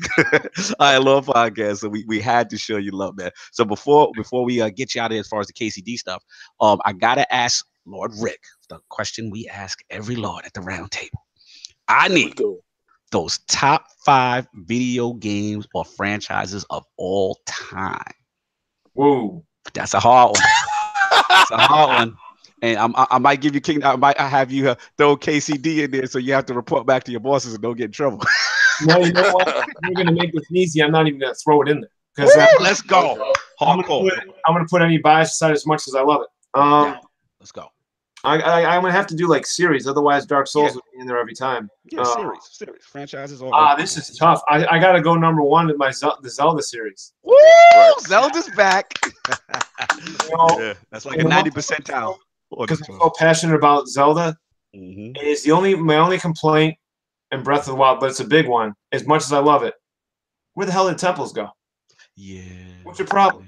I mean, those are some of the best things, and you want to put in little shrines? I don't care if there's 1,000 of them. That was a controversial thing. Where's my water temple? I think this isn't a glitch. This is just me and piston shot. No, you're right. A lot of people said the same thing. You're definitely, a lot of people are in agreement with you. So we got Zelda. I will always buy Zelda, and I love my guys. I love those guys, what they do, and all the way back to Mr. Miyamoto. Nice. I saw him at E3, by the way. That was a whole other story. So he's the man. So I and again, this is just the kid in me, man. But I gotta go next. What you got? Ooh, this is tough. Come on. I'm probably gonna just be very easy on this. Would say Mario, man, just because Mario, man. Nice. Much as I love Dark Souls, Nintendo shot it through. I love it. I gotta go Dark Souls. I have to. Ooh. All right, that's 3. That's 3. Probably actually, if I'm going in order, I'm gonna go Ghost Recon series above. I am. Salute. I love Ghost Recon. If I was single and I had time, I probably would have tried to compete at the highest of levels. Woo! We did try. We weren't that great. We were a top 50 team on MLG back in the day. That wasn't actually that good, in my opinion. Yeah, there was hundreds of teams, but we tried. But I was like a married man, so I was like, responsibility, ManTalk. And kids, right? And kids. I have 5 little kids, so that's right. You can't be level 600. You got kids. You got to take it down. You got to take it down. Ghost Recon, Dark Souls, Zelda, Mario. One last one to finish it off.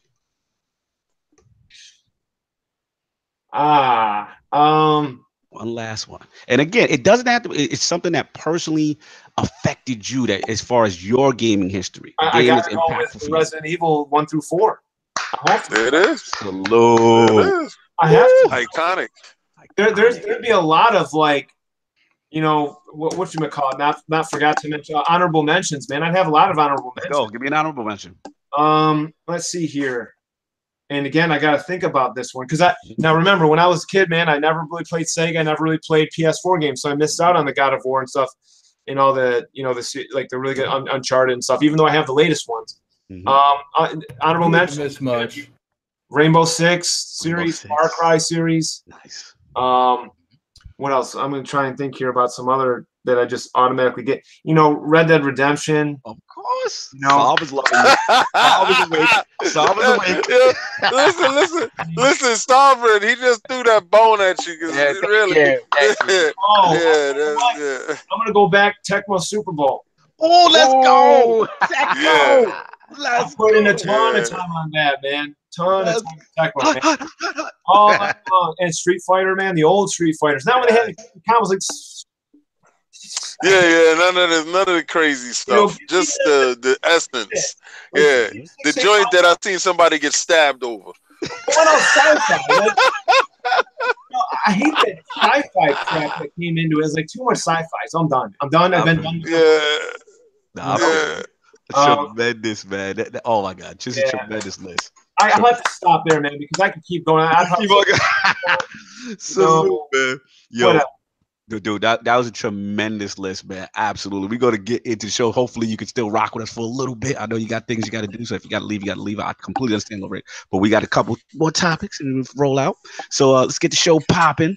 Last week's poll results are in, and the people have spoken to the question: If Microsoft's Project X Cloud proves to live up to expectation with minimal latency and a legitimate, seamless console streaming experience, would you consider it as an option for your remote gaming needs?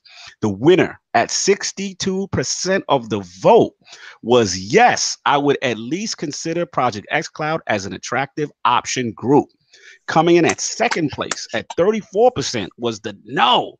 Traditional console will always be greater than streaming group. And coming in at a shallow third place at only 4% was the what's up with that Crackdown 3 release date though. How does that even have anything to do with that? They don't care. It's our shallow lords of the realm. Thanks to all the lords who participated in this poll. Lord Saw, what you think about that, man? Listen, man. Listen. I'm going to play. If you're telling me that I can take my Xbox wherever it is, and you mentioned this when we spoke about it, yeah, that Switch is kind of in the bushes a little bit. If you tell me I'm gonna play my Xbox games wherever, and it's gonna be a reasonable facsimile of what I have in my house, yes, yes, okay. Absolutely. No doubt. Fair enough. The Lord has spoken out. We have a new poll coming at the end of the show. So let's get into these topics and blaze through. Lord Sovereign, Rockstar and working conditions. What's going on? All right. So when I first brought up this topic, I got a lot of pushback from Let me tell you something. It just felt like a lot of dirt is coming out lately, and these companies aren't treating their employees well. And it just seemed like, you know what it was? I'm sorry I gave you pushback. It's a beautiful topic. And when I say a beautiful topic, it has a lot of points to talk on, but it's not a beautiful situation that's happening to these people. Yeah, all right? Which is why I'm approaching it from a different perspective than most people would think. So bear with me while I get there, right? Let's go. So recently, Dan Houser, one of the co-founders of Rockstar, did an interview with Vulture, where he talked about it. Basically, there was a visit to Rockstar in New York City. They talked about the development of Red Dead Redemption and whatnot. And at one point during the interview, he mentioned that they were working something like 100+ hours a week to get things done. So obviously, that sort of raises eyebrows when you talk about stuff like that, because Rockstar has been in the news in the past for alleged, bad working conditions and crunch conditions at the studio. This happened with around the release of the original Red Dead, right? So Dan Houser made this statement, and people all over the internet, I'm pointing directly at Jason Schreier, indicated that he had more information from anonymous sources, and in all likelihood there would be some sort of expose type thing that he would release soon. Right, he had that freestyle cooking. Speaking about this sort of stuff, and then Dan Houser uncharacteristically came back out and said, "Wait, there was some misunderstanding about how I worded that stuff.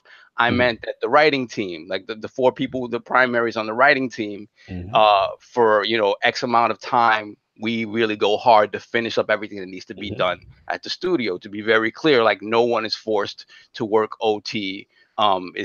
People, if you're super passionate, you want to stay here, we don't stop you, but we don't force you to do anything, which is weird because they don't ever talk about that stuff. Right.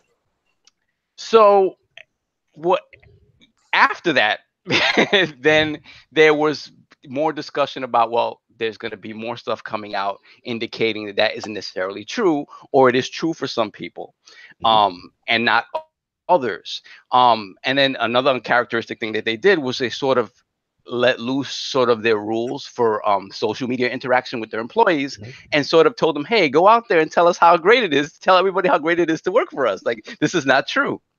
So at the end of the day, this is the way I feel about it, right? And we've talked about this in past episodes with other companies and this sort of crunch stuff. I say this: does the gaming industry on some sort of level need some sort of regulation where this stuff doesn't happen, especially for like new incoming employees, people fresh out of college?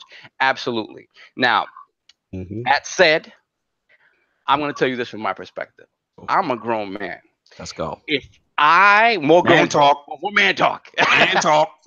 If I don't care how much I'm getting paid, I don't care how much of a dream position it is for me. If I am in a position where I am not happy with what I'm doing, despite it being the stuff I'm so passionate about, and if I feel I'm being disrespected and abused, I'm gone. No one's putting a gun to anyone's head to do this stuff. Damn it, if you're stealing all my points, Jesus. It's just it is baffling to me that this stuff, obviously there's certain checks and balances and regulations that need to be put into place. Absolutely. But at the same time, it is your choice to continue to work under those conditions. Right. I listen, if I feel disrespected, I have to look at myself in the mirror every day. I'm not going to take that. I'm moving on, and that's it until I find something that doesn't make me feel that way, right? So that's my feeling on that sort of stuff. Now, what I want to talk about in terms of Rockstar quickly, and then we can comment on everything, is the fact that, listen, there are very few entities or people in the world that can get away with such extreme hubris and like and always back it up. You know, like Floyd Mayweather, every time he talks, listen, man, I got nothing to say to you. You back it up every time you come out there. I have no beef with you. Conor McGregor, he's in the bushes now. No. Anything that comes out of your mouth, no, I'm not. No. Give me your location. Get done. He found his location, all right. Exactly. His location was in the crowd beating up your team. Oh my God. Rockstar over the years has earned that sort of reputation where every time they come out, they're dropping ether. It's a rap every time they come out. But it seems like they've got a little more sort of full of themselves to the point where they're sort of the narrative that they try to control around the launch of their game is sort of crazy. Like this whole thing about the media blackout, the social the social aspects of not letting their employees talk about certain stuff online and like blacking. Sovereign. I mean, I gotta call fraud on this because this game is story driven. The narrative is story driven. I'm not talking about them talking about the narrative. I'm talking about you can't talk online for the fear that you may talk about this. You can't. So that's the deal. That's the deal. Like, so that's one thing. Right? That's one thing, right? Now, this you know what? Other thing that affects me directly that you're gonna laugh at, right? Right. So this week they also came out saying that, hey, mom and pop shops, F you, you're not getting the game to November. Good. And this is why the topic is here, because Mr. Lee didn't get your game a week early. And you Kofi still got a copy early. Thank you, Addict. Thank you. Now this is Sovereign's world, and we own you right now. This is a mom and pop stop. Sure, Yo, Cognito, I knew if you sit there and let them talk long enough, the truth will dribble out. And the truth has dribbled out. This man is an absolute fraud. Listen, I'm feeling their totalitarian. I'm feeling it. I love Red Dead, but they are off the hook right now. They're killing me right now. Do you want some salt with your no mom and pop? Give me the salt. Yo, the funny thing is, right? The funny thing is, he's really upset. He's really tight. He's really tight. He can't get it for the mom and pop shop. You know I'm mad at them. Because they were getting. You know I'm mad, Gene. Tell them why you mad, so. They were getting 2 purchases. I already have it digitally pre-ordered, so they were getting 2 purchases from me. I'm not having that game. I'm not having that game out on Wednesday. So hold on. Me not having it. Are you going to boycott it now? You got to go. No. Listen, I told you in the past, there are 2 ways I boycott a game: Church of Satan and child labor. That's it. Okay. They didn't violate those policies. If you're not Lord Addict, he just wanted his horse balls early, and he didn't get it. I want those X enhanced. Yeah, gonads. There you go. Listen. Let me just say 2 things real quick. All right. Gotta get now. I'm gonna get Lord Rick in this, but one aspect of one of my companies is you can't disclose who you are protecting. All right. Can't talk to your friends about it. Can't talk to your family about it. You can't talk to anybody about it because a lot of times these people is here under pseudo names and doing things that frankly, sometimes they don't even want to be known that they're in New York. You know, so those situations can't be divulged. So when they put a blanket over the company and you can't talk, that's what you signed up for. You knew going in. And if you found out later on and you said, well, I'm such of a blabbermouth that I needs to be on social media, I need to talk about your game, then you don't needs to be here. So that's something that you have to, you know, reconcile within yourself. But I understand your true point is he shut down Mr. Lee. He shut down the bootleg Bob and Pop style. All right, let's get Lord Rick in. Now, Lord Rick, I want to start with you because on the ground level. And we all know, obviously, all of you guys, yourself, Lord Toby, Lord Adam Sporker, I got a chance to meet you guys. You know, you guys work extremely hard and are fantastic at your jobs. You know what I mean? So what I want to know is, like, obviously, we know Warhorse, you know, the high level quality of product and all the things it takes to deliver. So I'm curious about your take on this and the temperature of what we're going to say is crunch culture, right? This was coming. Give it to me. You know it's coming. You know, no, we ain't trying to get you in trouble. You know what I'm saying? But I just want to say, like, as a game studio revs up closer to the release, like as Kingdom Come was revving up, right? Like, what's your take on this coming in as a person on the other side? Some things that you learn very quickly in social media. And this is not, so first, I'm not going to even answer anything that has to do with anything with Warhorse or just in general. Just in general, anything on social media will always get blown out of proportion. Correct. It doesn't matter what it is. And it's really easy if you get emotional about things easy in life, you're going to just go with whatever's said on social media. So if it looks bad, you're going to think it's bad, and you're immediately going to make judgments and accusations. And that's a shame, really. It's a shame. That's not being a man or a woman. That's just being driven out of immaturity because we like to judge. We just like to make judgments. So if we see something in its trends, we just believe it to be true. That's too bad. That's too bad. But on a note, now getting back to this, when of course you put in more hours towards release. I mean, there's so many things I'm not even going to get into as reasons why. But you do now. But here's the thing. One thing I love with what we do is there's no micromanaging. There's tasks, and we work together to get them done.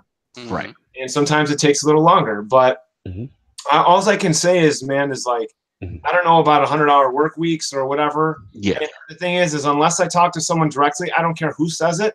Right. I mean, unless they're maybe pulling direct quotes and maybe a couple quotes, not just one. Right.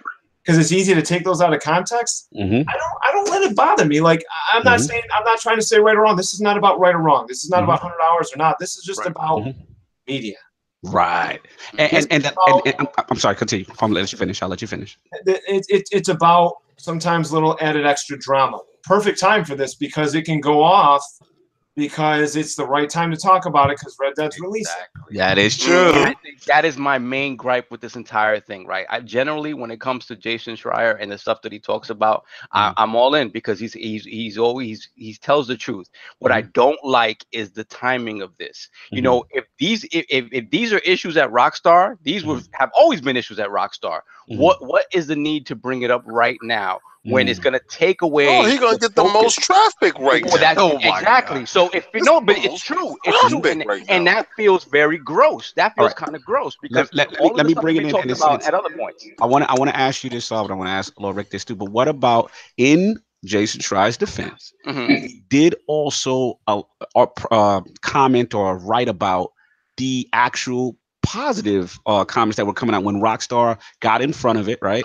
And they allowed these employees to make statements, and the majority of those employees said, hey, they never experienced that. You know, so what do you say to that with A, him allowing that information to be released, and B, the also thought of like, you know, I see this banter on the internet, which is kind of well, if those guys are paid to say that, or are they under duress, that kind of thing to say that. Like, what say you to those kind of things, comments? Well, the thing is I mean, Jason is Jason. I don't know his business. I don't know him as a person, so I don't even want to go there because I don't really know, man. I don't really know like this, and I don't even try and spend too much time on that because at the end of the day, for me. The way I see it is you know, whether this is going on or not, no, look, no matter what job you do, if you put in 100 hours, it's not good for health. There's no way around it. It's not, you know, so that's just I think we could agree that's just, it's not going to take the best toll on you. But at the same time, if you talk to old school folks, who used to work really hard and extra hard for their families when it was a lot more difficult, that's some of the things they did, and they were proud to do that. So I'm not going to go in and make judgments because I don't know these people. I honestly don't have any relations with anybody that works on Red Dead Redemption. And even if I did, who am I to say anything about it? So all I'm going to say is I'm going to make it very basic, very general. I don't think it's healthy to put in that many hours a week. The most hours I ever worked in 1 week was when I was a garbage man. All right. I was just about to ask you that. Yeah. What's the most hours you put in? I started at 5 in the morning. One time I got done at 8:30 at night. I'm like, I might as well sleep in my damn car. And then work the next day. But you know, make sure you take a shower first, though, because oh my God, that garbage man. Yo, listen, he know exactly what I'm talking about. My boy Jason is a garbage man, and let me tell you something. He comes over, he can take 4 showers. I'm like, brother, where was you doing the garbage, man? Brother. You want to think it's clear when you're doing recycling? No, sir. Recycling, and I did over 1,000 stops. And you're going in this restaurant, man, and I'm just telling you, there was maggots, thousands of them on the ground. Wow. Wow. Shout out to the sanitation department. Try being a garbage man during hunting season. Oh, God. Oh, no. Absolutely. No, I hear where you're coming from, Lord Rick. I definitely hear where you're coming from. But the point is this, like I try not to really formulate too much of an opinion on it because I'm not there. Yeah. And I don't know the circumstance. What if someone did work 100 hours a week? Did they want to? And if they did, then that's nothing wrong with that if they wanted to. That's one hell of a paycheck, Rick. That's one hell of a paycheck. I mean, you guys hear me all the time talking about my crazy work week, and again, that's all by choice. And when I don't feel like doing it, I don't feel like doing it, and I don't do it. And it's just the grossest stuff around this stuff is that it's happening now because it's taken away from.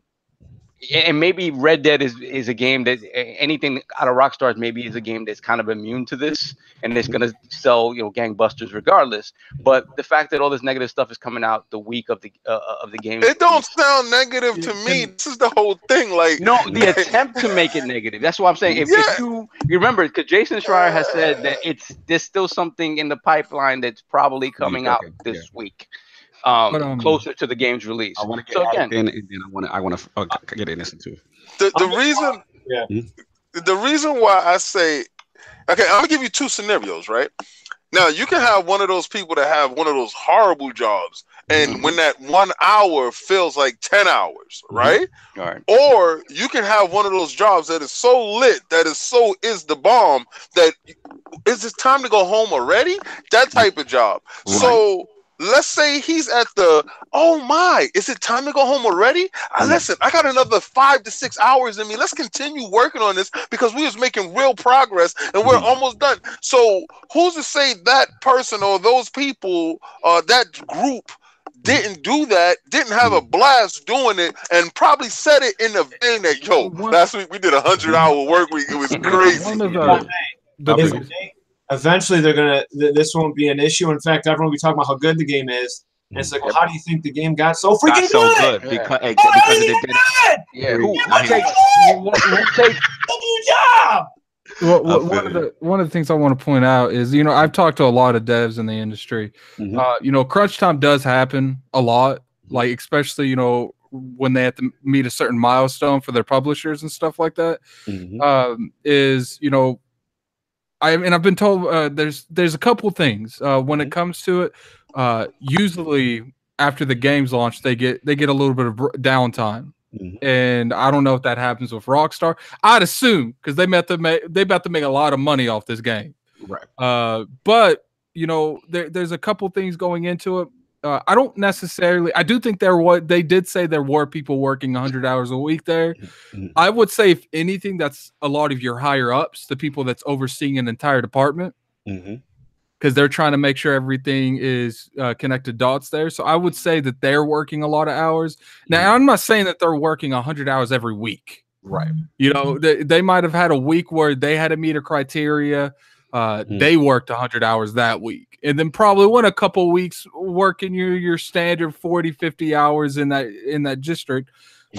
First thing I want to say is like we don't really, he didn't even say that all he said was we have people working 100 hours a week to make sure this game comes out. When you say it like that, it seems like we have 100 passionate people working to make sure this game comes out how it's supposed to. And you know, we live in a day of Twitter. Twitter, everything gets leaked. Right. If there was a lot of misusing management there and people huge, that would have been on Twitter.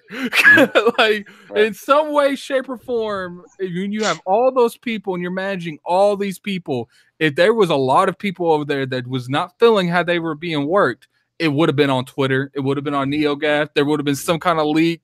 It wouldn't be at the very end. Now you starting to hear about it. Right. Like who says that they didn't work a couple hundred hours a week and then now they're about to take 3 weeks off? Right. Yeah, man. Let me jump in because this is definitely a polarizing topic, and I'm in agreement with all the lords here. All of you made great points, Lord Rick as well. And I think it's interesting because obviously the employees, this news that's coming out is definitely polarizing, right? And I want to shout out, I had a great conversation with the Four Guys Recorders guys. Shout out to Inferno, Clowns, and Assassin, those guys on their show. And I guess my perspective is a little different as an IT guy because I can only speak for myself, right?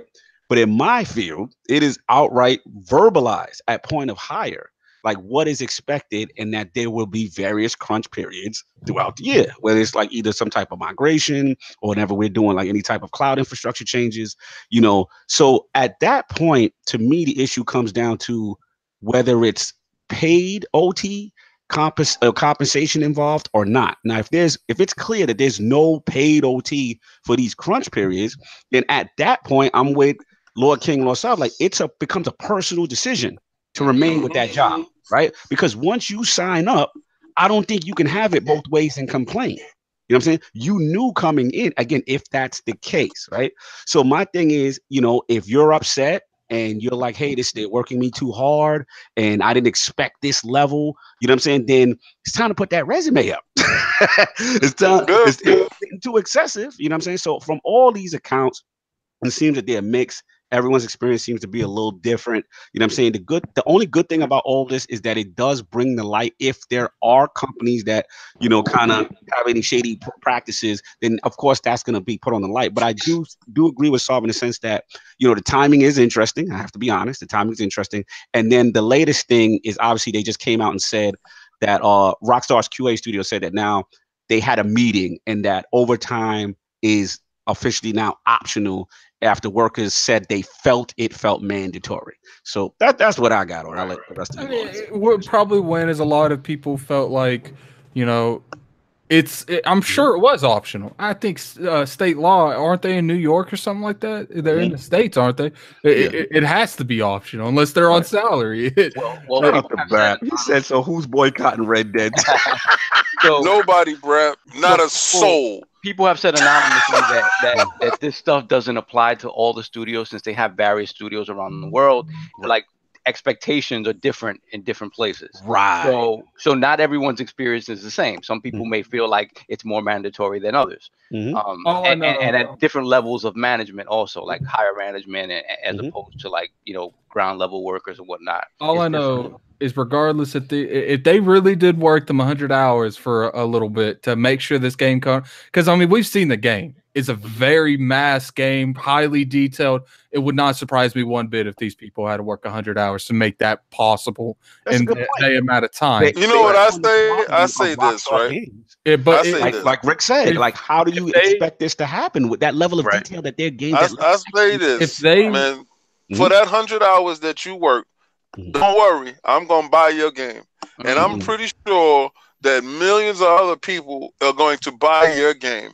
And I'm pretty sure while you're on vacation and I'm back at work slaving and playing your game, you're going to give me that shout out and say, salute, thank you for the 100 hours that you worked that week. I am not going to shed a tear because there's a person this week that didn't work 1 hour that will definitely work that 100 hours. So And you know, Rockstar, I don't think we've ever heard any kind of negativity thing when it comes to them. I do think that if they did work people like that, like consistently, not like 1 week, consistently, then you know, Rockstar probably should hand them a little check after the game comes out. Like, but you know, that's neither here nor there. We don't know what's going on. No one's came out and said openly what's going on. We don't These know. people could be working 40 hours and the writer worked 100 from home. We don't know that.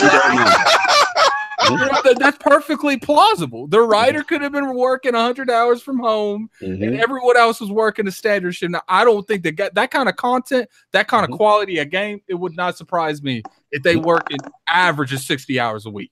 Damn. No, absolutely, let's man. Let's get to this banging topic. Yeah, let's get out of here because we got one last one. We got Lord Rick's got his Giants coming up, so we got to get him out of here, man. But last one, we'll fly through it. Is Days Gone? The days are gone, though. What happened to your days, though? You know, shout out to the people that come up creative little sayings and say when stuff happens again. I say this right because I actually champion this this subject to come to the forefront. So I'm going to present this to the table. Go for it, like because a lot of you guys out here be talking that crackdown crap. Y'all, ooh, that crackdown. Ooh, that crackdown. Why it keep getting pushed back? Delayed a couple months, wasn't it? Or at least a month. Yeah. It's going to April now. It's April. Yeah. So It needed to happen. you got the bug too. Days Gone has got thrown in the bushes. Oh my God. So my thing is, when does the hyperbole start or where does it end? Because they said that the game wasn't playing right, it wasn't looking good. That game was delayed because of the competition. No, it got delayed because Sony hasn't been pushing that game. If you haven't noticed, that Sony hasn't been pushing that game like it has been pushing all these other Ghost of Tsushima and all these other games have been getting top billing. Wait, do you think Sony threw them in the bushes? Is that what you're saying? Like, yo, I'm just saying, like, it was inevitable. The writing was on the wall, and they want to. I'm personally looking forward to this game. I really like that whole horde of zombie type of thing, running for your life, and you could push somebody and make the zombies eat them. I think that is incredible to me. I like that whole aspect of it. But you know, people are making such a big deal out of delays, and when has a delay been bad and the game was better off for it? You understand? So this is what I bring to the table. Another top shelf game that I feel is a top shelf game has suffered a delay, and do we deem it as bad or do we deem it as good? Lord Rick, we'll get you real quick because I know you got much time. But what do you feel about just delays in general and obviously Days Gone? See, again, there's no right or wrong answer because it really depends on what the situation is. But I'll tell you, a delay is, I mean, we've had our own delays at Warhorse, and I'll tell you, when we delay, it's because we just want to make it better. Right. And I know it's tough. It's tough because you want a game to come out sooner. But heck, in this day and age, I told you guys before the podcast started, my backlog's so big I got Tetris on there. A quick question for you. From being a standpoint in the industry, is there a lot of emphasis behind delays? Like, is there a lot of backlash if you have to get a delay, or is it just something that you want to avoid, but it's not necessarily a bad thing if you do? Because we only really know from, like, you know, we don't see what happens behind. When a delay happens, is there a lot of repercussions for it? Well, I mean, here's the thing. You care about your fans. You never really want to delay in that respect because you feel like, you know, you've let the fans down a little bit. You know, that's a hard one. But at the same time, we know why. It's because we need more time to make it better. It's the truth. I mean, you try to have deadlines and this and that. But see, you know, we also have to realize, you know, there's whether how big your studio is, too, that also plays a factor. And you know, obviously, it's not just like one studio here. Their games get delayed all the time. Red Dead Redemption, you know, everyone has their moments. So it's about making the game better. That's just the bottom line. It's about making the game better. That's why we did it. We want to make it better. Absolutely. Let me jump in on this too because I'm in agreement with all the Lords here as well. Shout out to Brap in the chat. You know what I'm saying? Absolutely. Yeah, man. I mean, I'm probably like Lord King. I'm probably one of the still that I love the premise of like, you know, the game itself. Actually, let's talk about the game Days Gone itself. Like little Sons of Anarchy looking character, you know, zombies, you know, enemies can be used against each other with, you know, the hordes and stuff like that. So at the end of the day, just a delay to me, it's just a smart call, right? Just get away from the madness that is February, because we got a lot of titles coming out right at around that time. Craziest year I think I've ever seen at the beginning. Yeah, it's insane. So let them get away from that. You know, the shine is now in April. Let them put the proper polish on it. And like I said, it's like, you know, delays to me are always good. And I know where the crackdown thing is going. I know where you go with that. I don't think they are the same. But the only time I struggle with delays is if it's like, now we on like delay 3. You know what I'm saying? And we on delay 3 or delay 4. Now I'm like, is it ever going to come out? You know what I'm saying? At that point, I start saying it's an April Fool's joke. Yeah, like at that point, it's like, okay, there's still guys waiting. You know what I'm saying? It's just like, okay, I don't know. But when it's like something like this, and you know, shout out to, I mean, Call of Duty, right? This year, look what's happening. You know, they saw what was coming with Red Dead, and they said, hey, we're gonna move this thing to October. The thing that's interesting about this game for me is that they gave it a date. Right. Yeah. A lot of times, like Rockstar, Rockstar will give you a season, right? And then once they give you the season, you're not getting you're getting at least 1 or 2 delays. You're not getting that, and they do that. Rockstar gives you a year first, and then they give you a season, and then they give you a month, and then they give you a day. Shout out to Multiverse. They said you being Star Citizen with a game that keep getting delayed. Oh my god! So it's like, what's interesting is that they gave it a date and they're moving it, and it's true. For me, I think the game is essentially done, but it's smart to get out of that madness. You still have Anthem coming out that day. You still have, for me, the dark horse of that day is Metro Exodus. Yes, which I got to shout out to Lord Sam. Got a chance with him to touch that behind the scenes, and that thing looks nice. Yeah, it looks beautiful. And the thing is. The most important thing is the health of that game and overall. Yeah, that game can use the most polish it possibly can, because I tell you, and moving it regardless of the reason was the right thing to do, because if you look comparatively, like if God of War is coming out that day, that's not the game that's moving. If Spider-Man's coming out that day, that's not the game that's moving. So obviously there's more work to be done on this game to get it to where they needed to get it. So yeah, I'm all for it. No, absolutely, man, absolutely. Lord Addict Lord King, you want to finish this out? Your topic? I'm good. Okay, cool. King? Well, I say this, right? And I say with any delay, like Lord Rick said, back in the days, we had like 1 or 2 games for the year. And, we were happy with that. And we were starved till the next game came out. We made that $1 million seller day one. So now in this day and age, we have backlogs, like he said, you have backlog of Tetris. This is a backlog. I tend to push games off. I don't buy games initially anymore. I've learned because I'll buy a game at $60, and when I get a time to play it, it's actually $30 when I get around to play it in the store, and I could have saved myself $30. Yeah, all right. So nowadays, delays are good.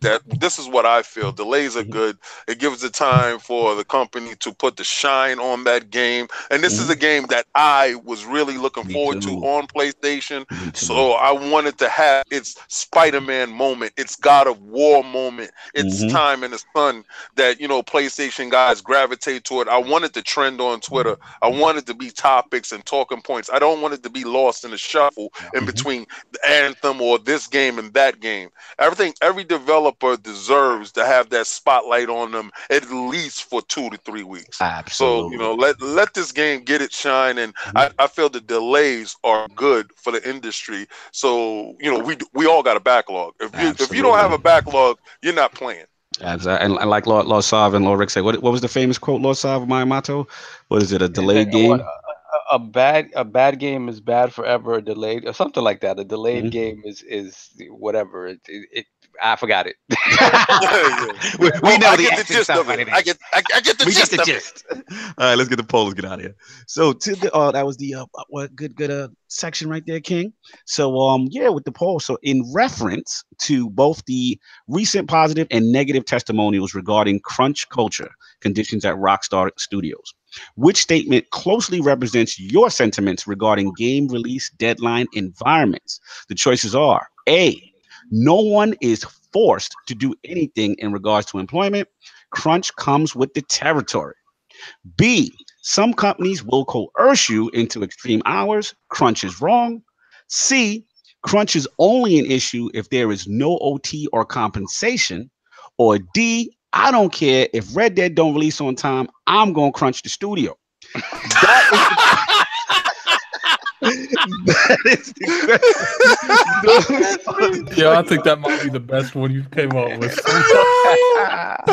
Please respect the IOP. Or you say you're gonna like make the studio to some cereal and crunch up the cereal, put some sugar in the cereal and let it count on it? Is that what you I said? figured you like that one. Lord Rick Langnese, an absolute pleasure to have you in the realm of the Lord. Where can the fine people find you? And what else do you have going on in the world of Kingdom Come Deliverance? Where can they find me? They can find me on Twitter, Rick5292, which I am the same on Steam and the same on. I probably won't accept your friend request, no offense. You sound like Solve, the offline profile. Because I try to keep KCD in the forums, because otherwise DMs are crazy, and that's okay. They're open on Twitter. You can DM me anytime there. Reddit, same thing, man. It's always Rick5292 on the Xbox, same thing, and eventually PlayStation. I got to change my tag to Rick5292. Yes, please. But you know, I kind of already mentioned about what's going on with Kingdom Come. You know, we're working on a quick hotfix now, and then we also have, like I said, more DLC that's coming out. Always optimizing, and check out that DLC roadmap. Yes. If you follow Warhorse Studios on Twitter, just at Warhorse Studios, then you'll be able to keep up with all the latest stuff as well. And but again, hit me up, Rick5292. I love talking to anybody, anytime. Absolutely. The Lord of community managers, super passionate. It's always a pleasure to see you out there making the rounds, promoting the game, and just to see the success of this game, man. It just really warms the Lord's heart. We love the journey. We love to see you guys continuing to put great content out. And shout out to the studios for having the longest DLC name in the history of DLCs. The amorous adventures of Sir Bold Sir Hans Captain. Almost. Bold Sir Hans. Bold Sir, damn it. I almost had it. Salute once again, Rick. Lord Addict, where can the fine people find you? What you got going on? You can find me on Twitter at LordAddictILP. You can find me on YouTube at Gaming Addict. I'll probably releasing some videos this week. I don't know yet. Depends on how I feel when I get off work tonight. I'm going to go ahead and put in the comment section. You ain't going to do 100 hours this evening? What's up? I'm going to put in the comment section. Our guest is Twitter, so definitely go follow him on Twitter. Yes, there's his Twitter. I appreciate you for coming on, Rick. It's been a pleasure talking to you, and see you guys next week. Absolutely. Lord Sovereign, where can fine people find you? What else you got going on? You can find me at LordSovILP on Twitter and BX Sovereign on PSN and Xbox Live. Lord Rick, thank you for coming through, man. Much appreciated. Unfortunately, I didn't get to meet you at PAX. Hopefully next year that will be a different story.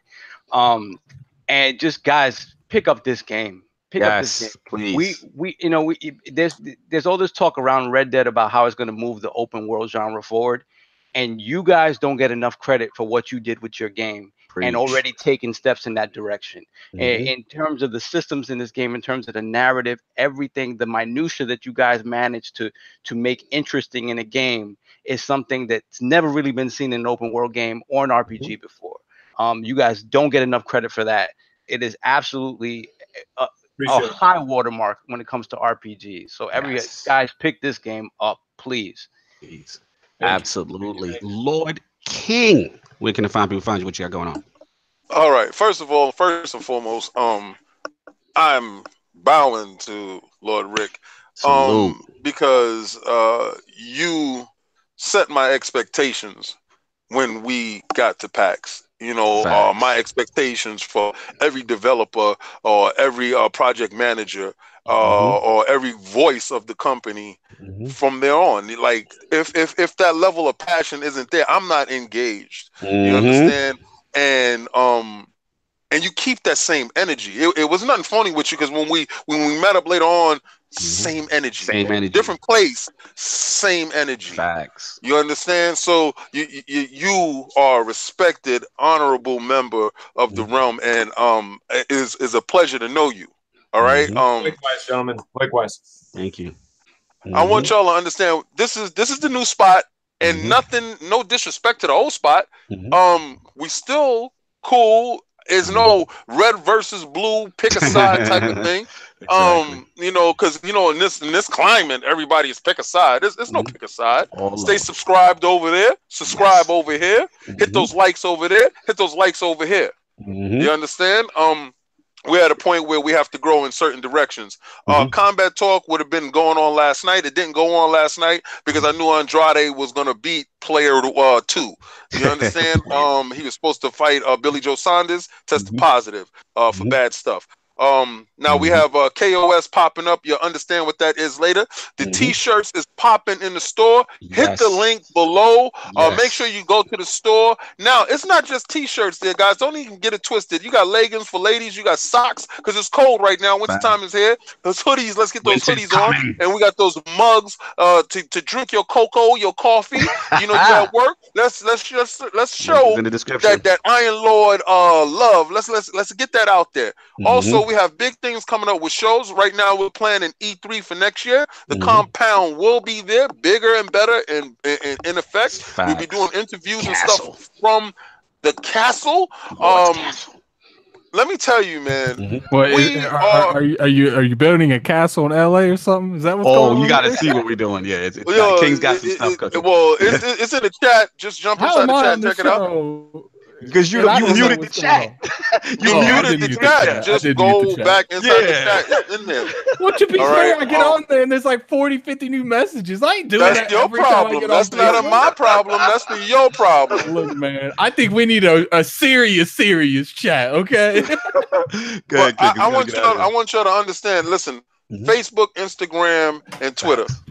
Follow, like, subscribe. Let's make this thing happen. We have the sweepstakes, yes, Red Dead giveaway. I'm putting it in the description. Exactly, man. We got games. I'm gonna give away a system to somebody this year. I want you to get a system. If you don't have an Xbox One X, or you don't have a PlayStation Pro, or you don't have a Switch, and that's the system that you want, well, we're trying to get that stuff to you. Hand that over here. Well, if you can't get it because you are void. All right, but listen, man, y'all have a blessed day.